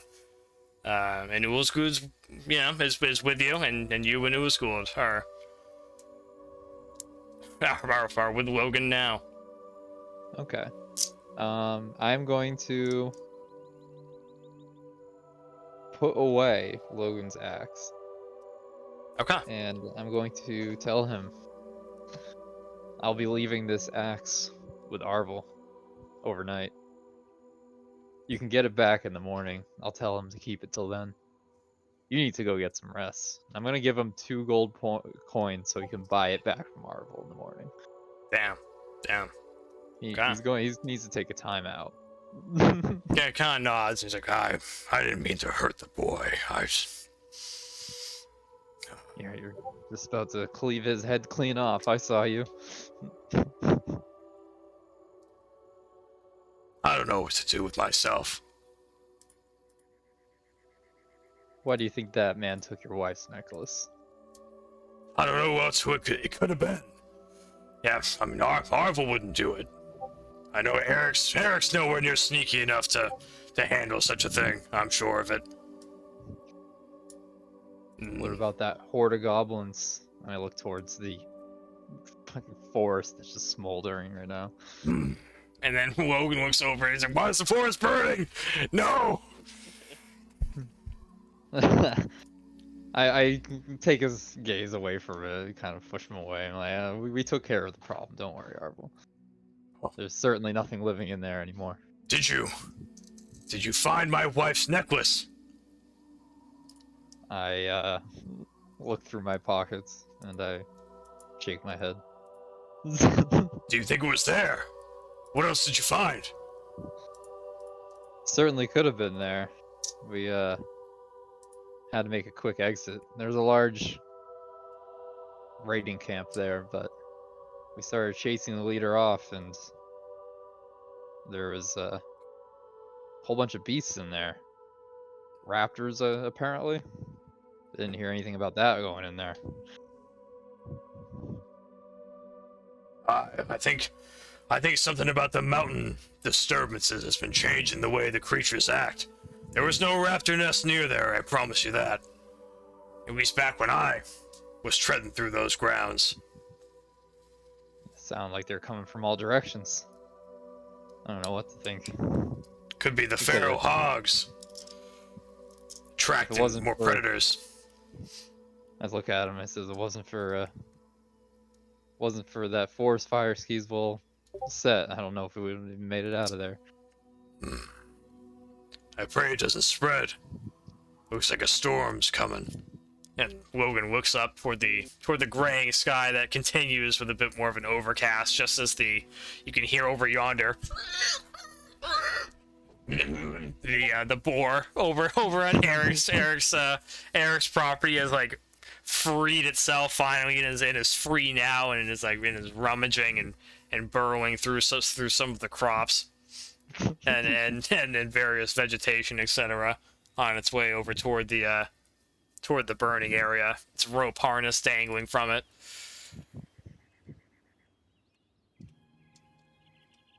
I will. Yeah, I tell Logan that he needs to go home and get in bed. So be it. We'll look out for any forest fires that might take out his home. Well, thank you, stranger. I expect to find my axe with Arvel in the morning. I'll make sure to leave it there, and I will. Arvel's swift. Not Arvel's. Logan's axe in my inventory. Okay. All right. Very good. It is as such. Excellent.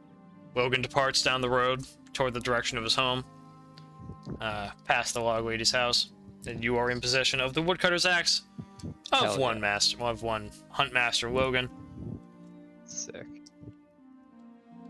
and got a invitation to meet with the mysterious leather-clad figure of whom a formal introduction has yet to be made. Very true. Very interesting. And at this time, Waldwin, you are speaking up to Syphax, who was there waiting for you. He's like, oh man, what's going on down there? Syphax says to you, Master Waldwin, in anticipation of whatever news you may have. I found a place we can search for some more treasure. Treasure, you say? Down there? Under the log lady's basement? Indeed, there's a doorway to a people who are known to have great treasures. Oh, are you sure? Are you high? No, but I think you should all come down here and look. Don't you? Well, okay. I'll see who's around. Just wait right here. And then Syphax disappears from the hole above you, and you are kind of left on your own at this time. And then that's when you can hear a Waldwin from behind you, deeper down in the hallway, toward from where you just came from. Like the yawning of a large man, a very large, tired man, and then like the screaming of like a bunch of little creatures, and then that tapers off rather quickly, before you are met back with the silence of this cold cave interior once again. I will ready my scimitar and keep my torch handy. Okay, very good. Skeezewell, you can hear the pitter-patter and footsteps of Syphax as he's... I don't know what your friend's found down there, but it sounds like it's serious. He says to you, Skeezewell, as he's walking out the front door of the log lady's home. Hey, your friend is down here in the basement or whatever, getting into trouble talking about treasure or something. You guys might want to go talk to him. You fucking to you, Mandion and Ulzgud. Could Skeezewell rummage around for some paper? Sure, yeah, I don't see why not. There's tons of like cabinetry and stuff around for you to dig through. Make an investigation check. See what you can find. All right, I'm looking for paper and obviously weed. Even though I do have.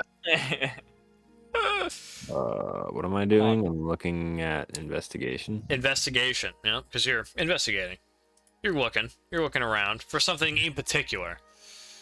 Oh. You are able to rummage through a few drawers, and you find what looks to be some weathered parchment of some caliber.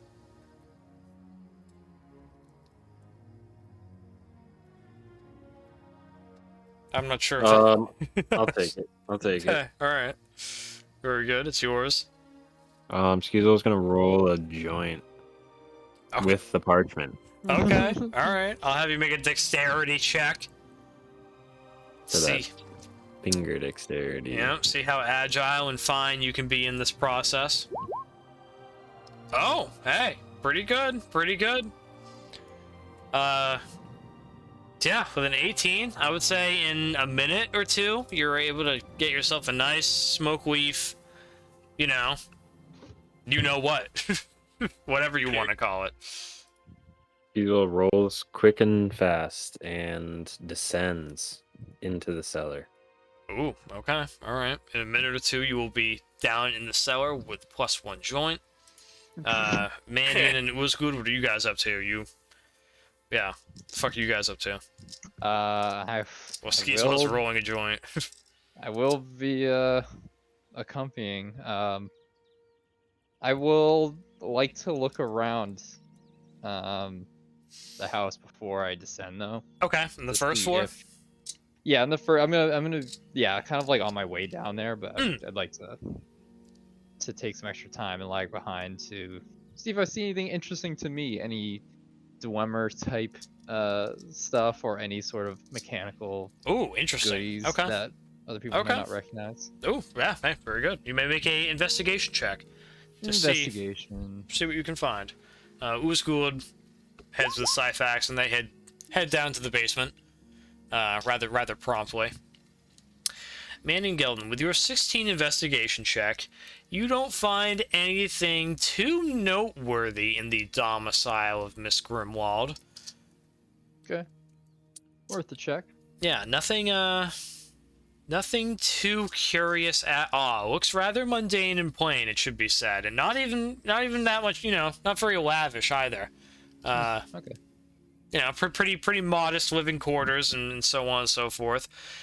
Do you pilfer through any of the containers and cabinetry or anything like that? Are you like invasively investigating? No, I don't want to cause too much suspicion and or lag behind too much. So. Okay, very good. Yeah. So hey, so be it.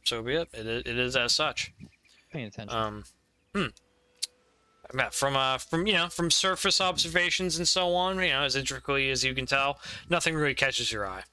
Okay, fine with me. Master Binbag, you're just about finishing your joint. You may add a smoke leaf joint to your inventory if you haven't added one already. And you are down. I should just do like a gram, right? Yeah. It's up to you.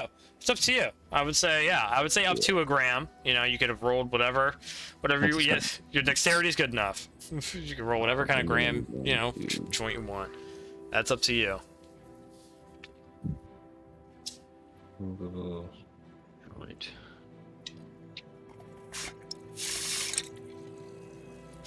Okay. Waldwin, it's not long before you are rejoined by your friends up there near the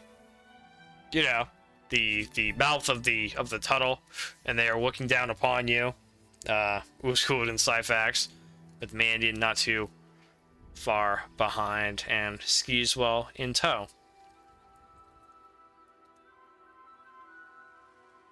Ulzgud's like, what, we have to go down there? Sounds like it. How are we gonna get back up, though? Are one of us gonna have to stay behind? Or maybe we could boost each other back up once we're down there. Doesn't sound like a great proposition. Yeah, Ulzgud and Syphax kind of like take a minute and wait. Look at the hempen rope, and then like look at you in your adamantine full suit of armor, and they're like, "Ooh, yeah, no, we don't know. The rope may not support you, Mandion. Jeez, never think about that." I would like to look at the ladder that is used to get down to the basement and see if we can move it. Ooh. You could potentially move it, though it isn't anywhere near the length required to get you to the floor of this subterranean area. Okay. Checking down the hole and looking at Waldwin down there, he's 25 feet down. And the difference between, the basement and the first floor here is, minimal. Okay.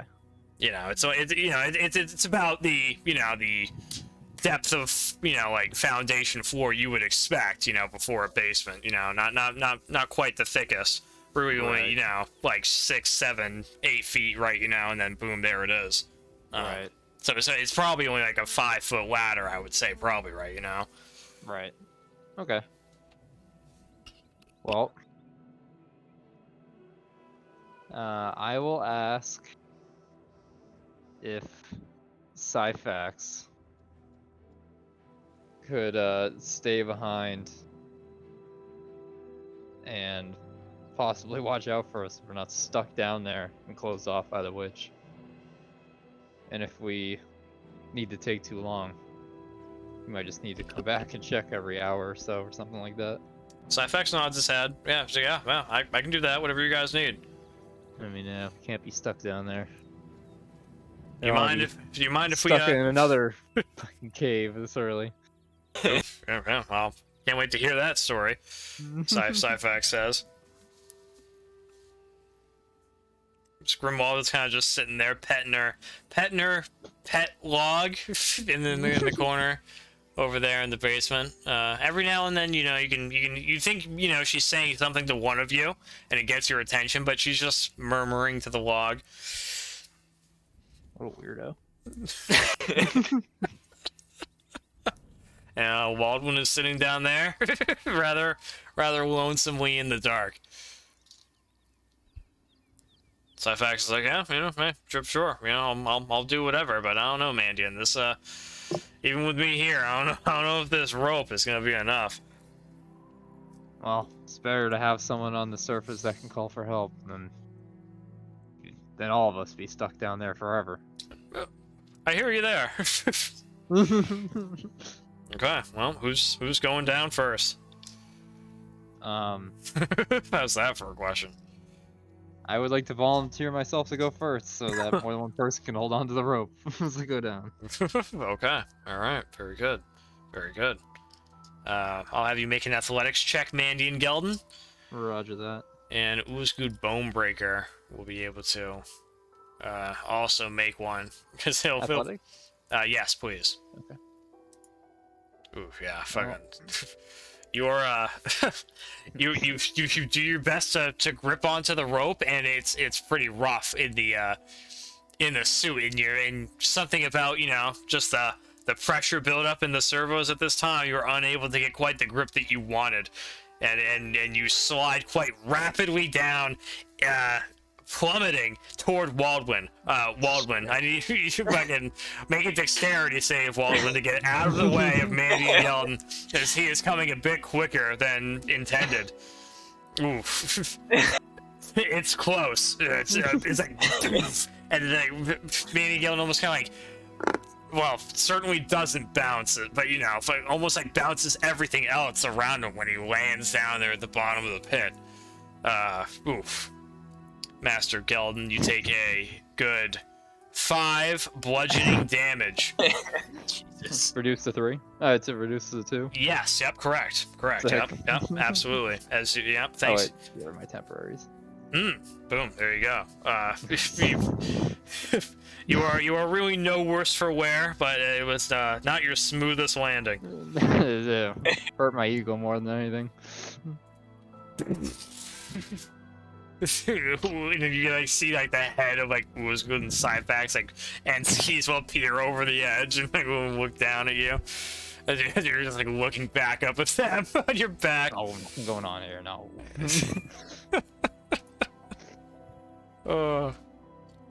I'm not going in that bloody hole. You are up next, Master Binbag.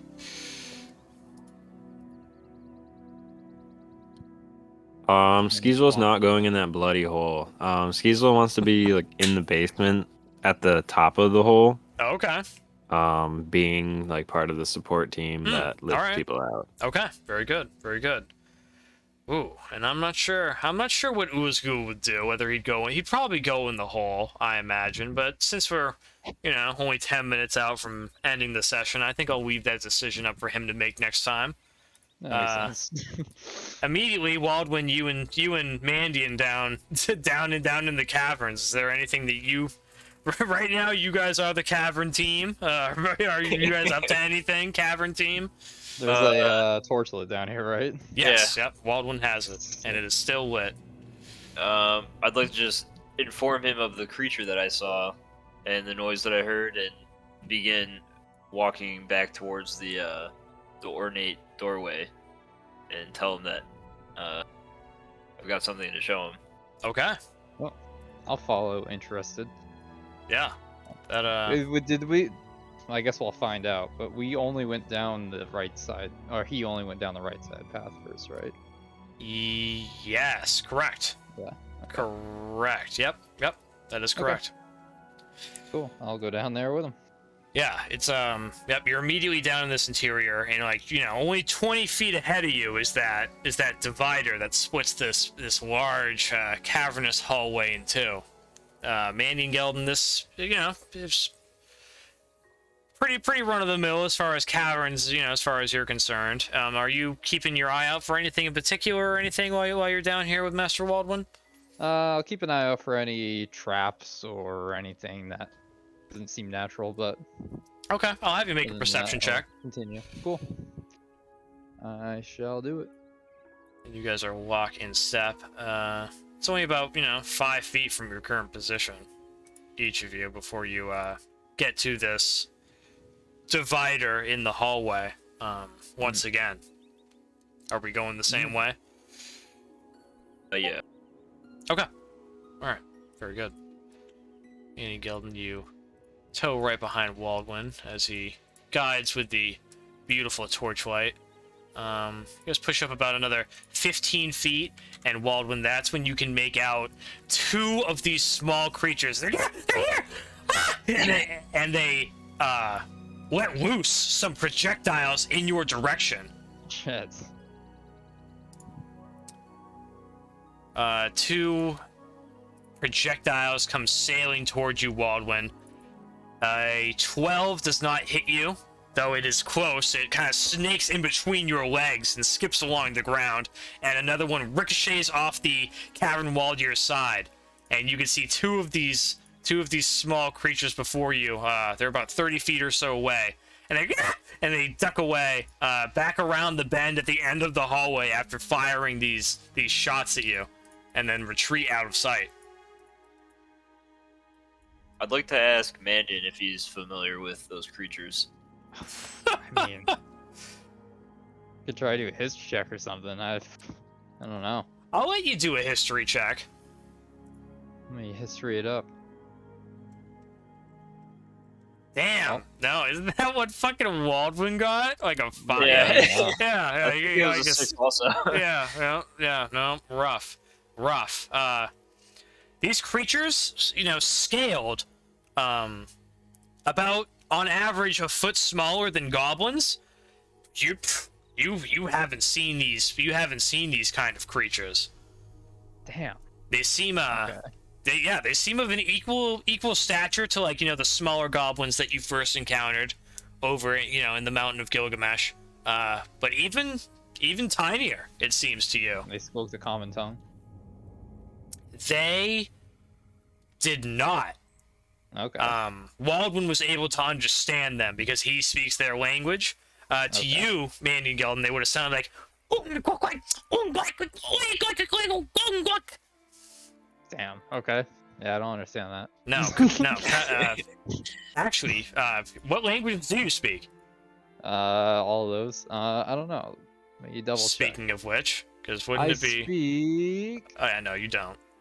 You speak Common, Dwarvish and Elvish. Elvish. No. Yep. No. So you do not understand these creatures. Damn.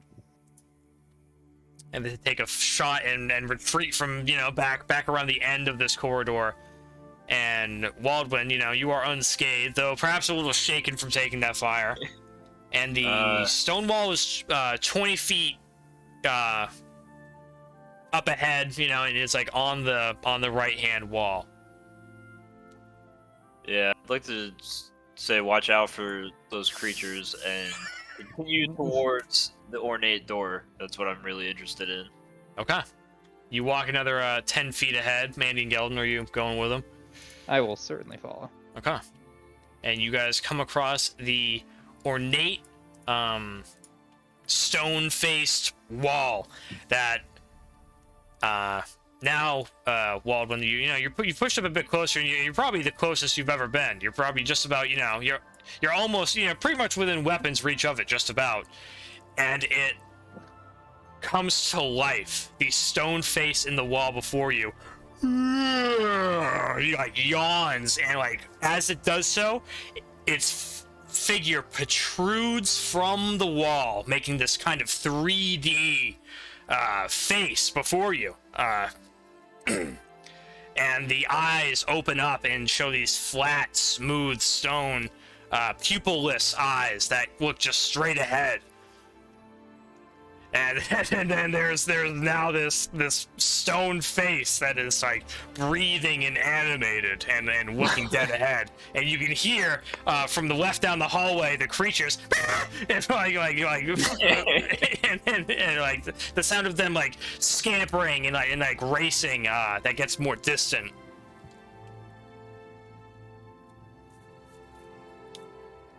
He hasn't said anything right at the doorway? No, not quite. It's only been like 2 seconds, but not yet. I'd like to ask him what this place is.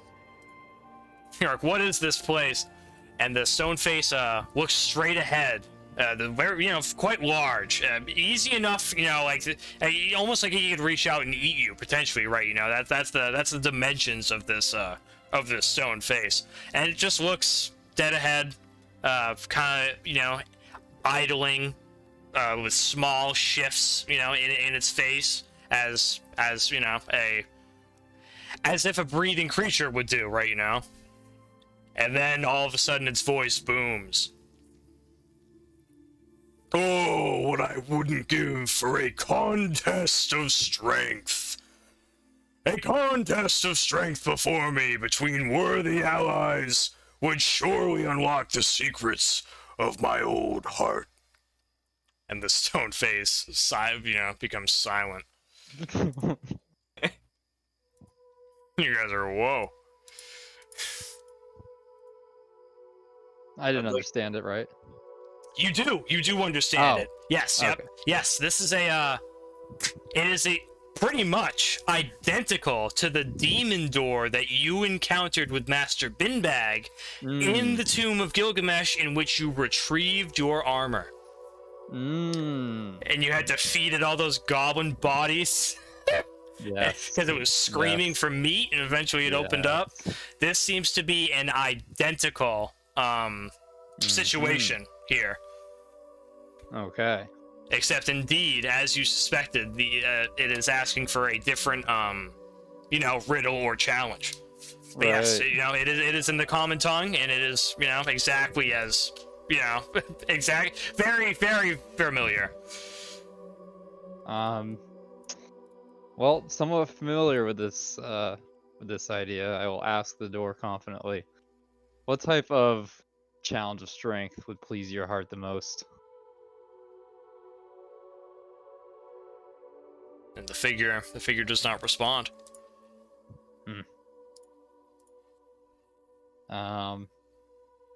I decide to challenge the door myself with my own strength, and I will push against it with all my might.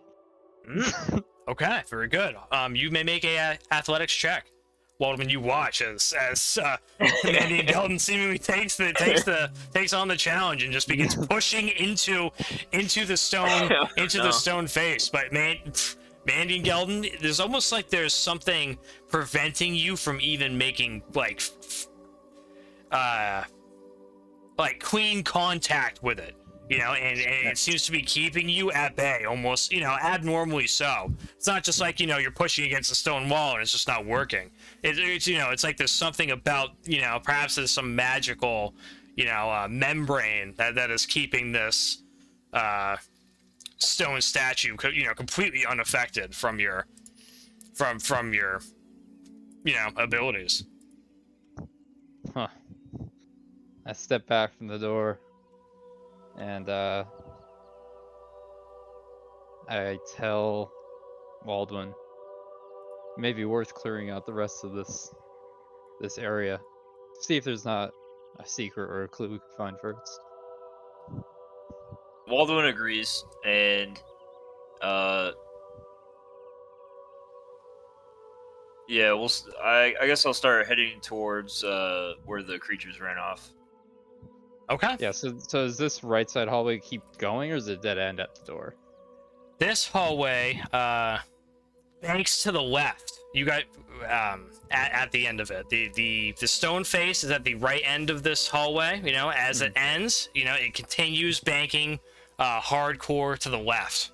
Okay. Which has not been explored yet, and will be explored next time, because this is where we will end our session tonight, gentlemen. Next time. Very good. Thank you everyone so much for attending, as always. I hope everyone enjoyed themselves as per usual and what we aim for, and we will Thank you. catch you gentlemen next weekend. For sure.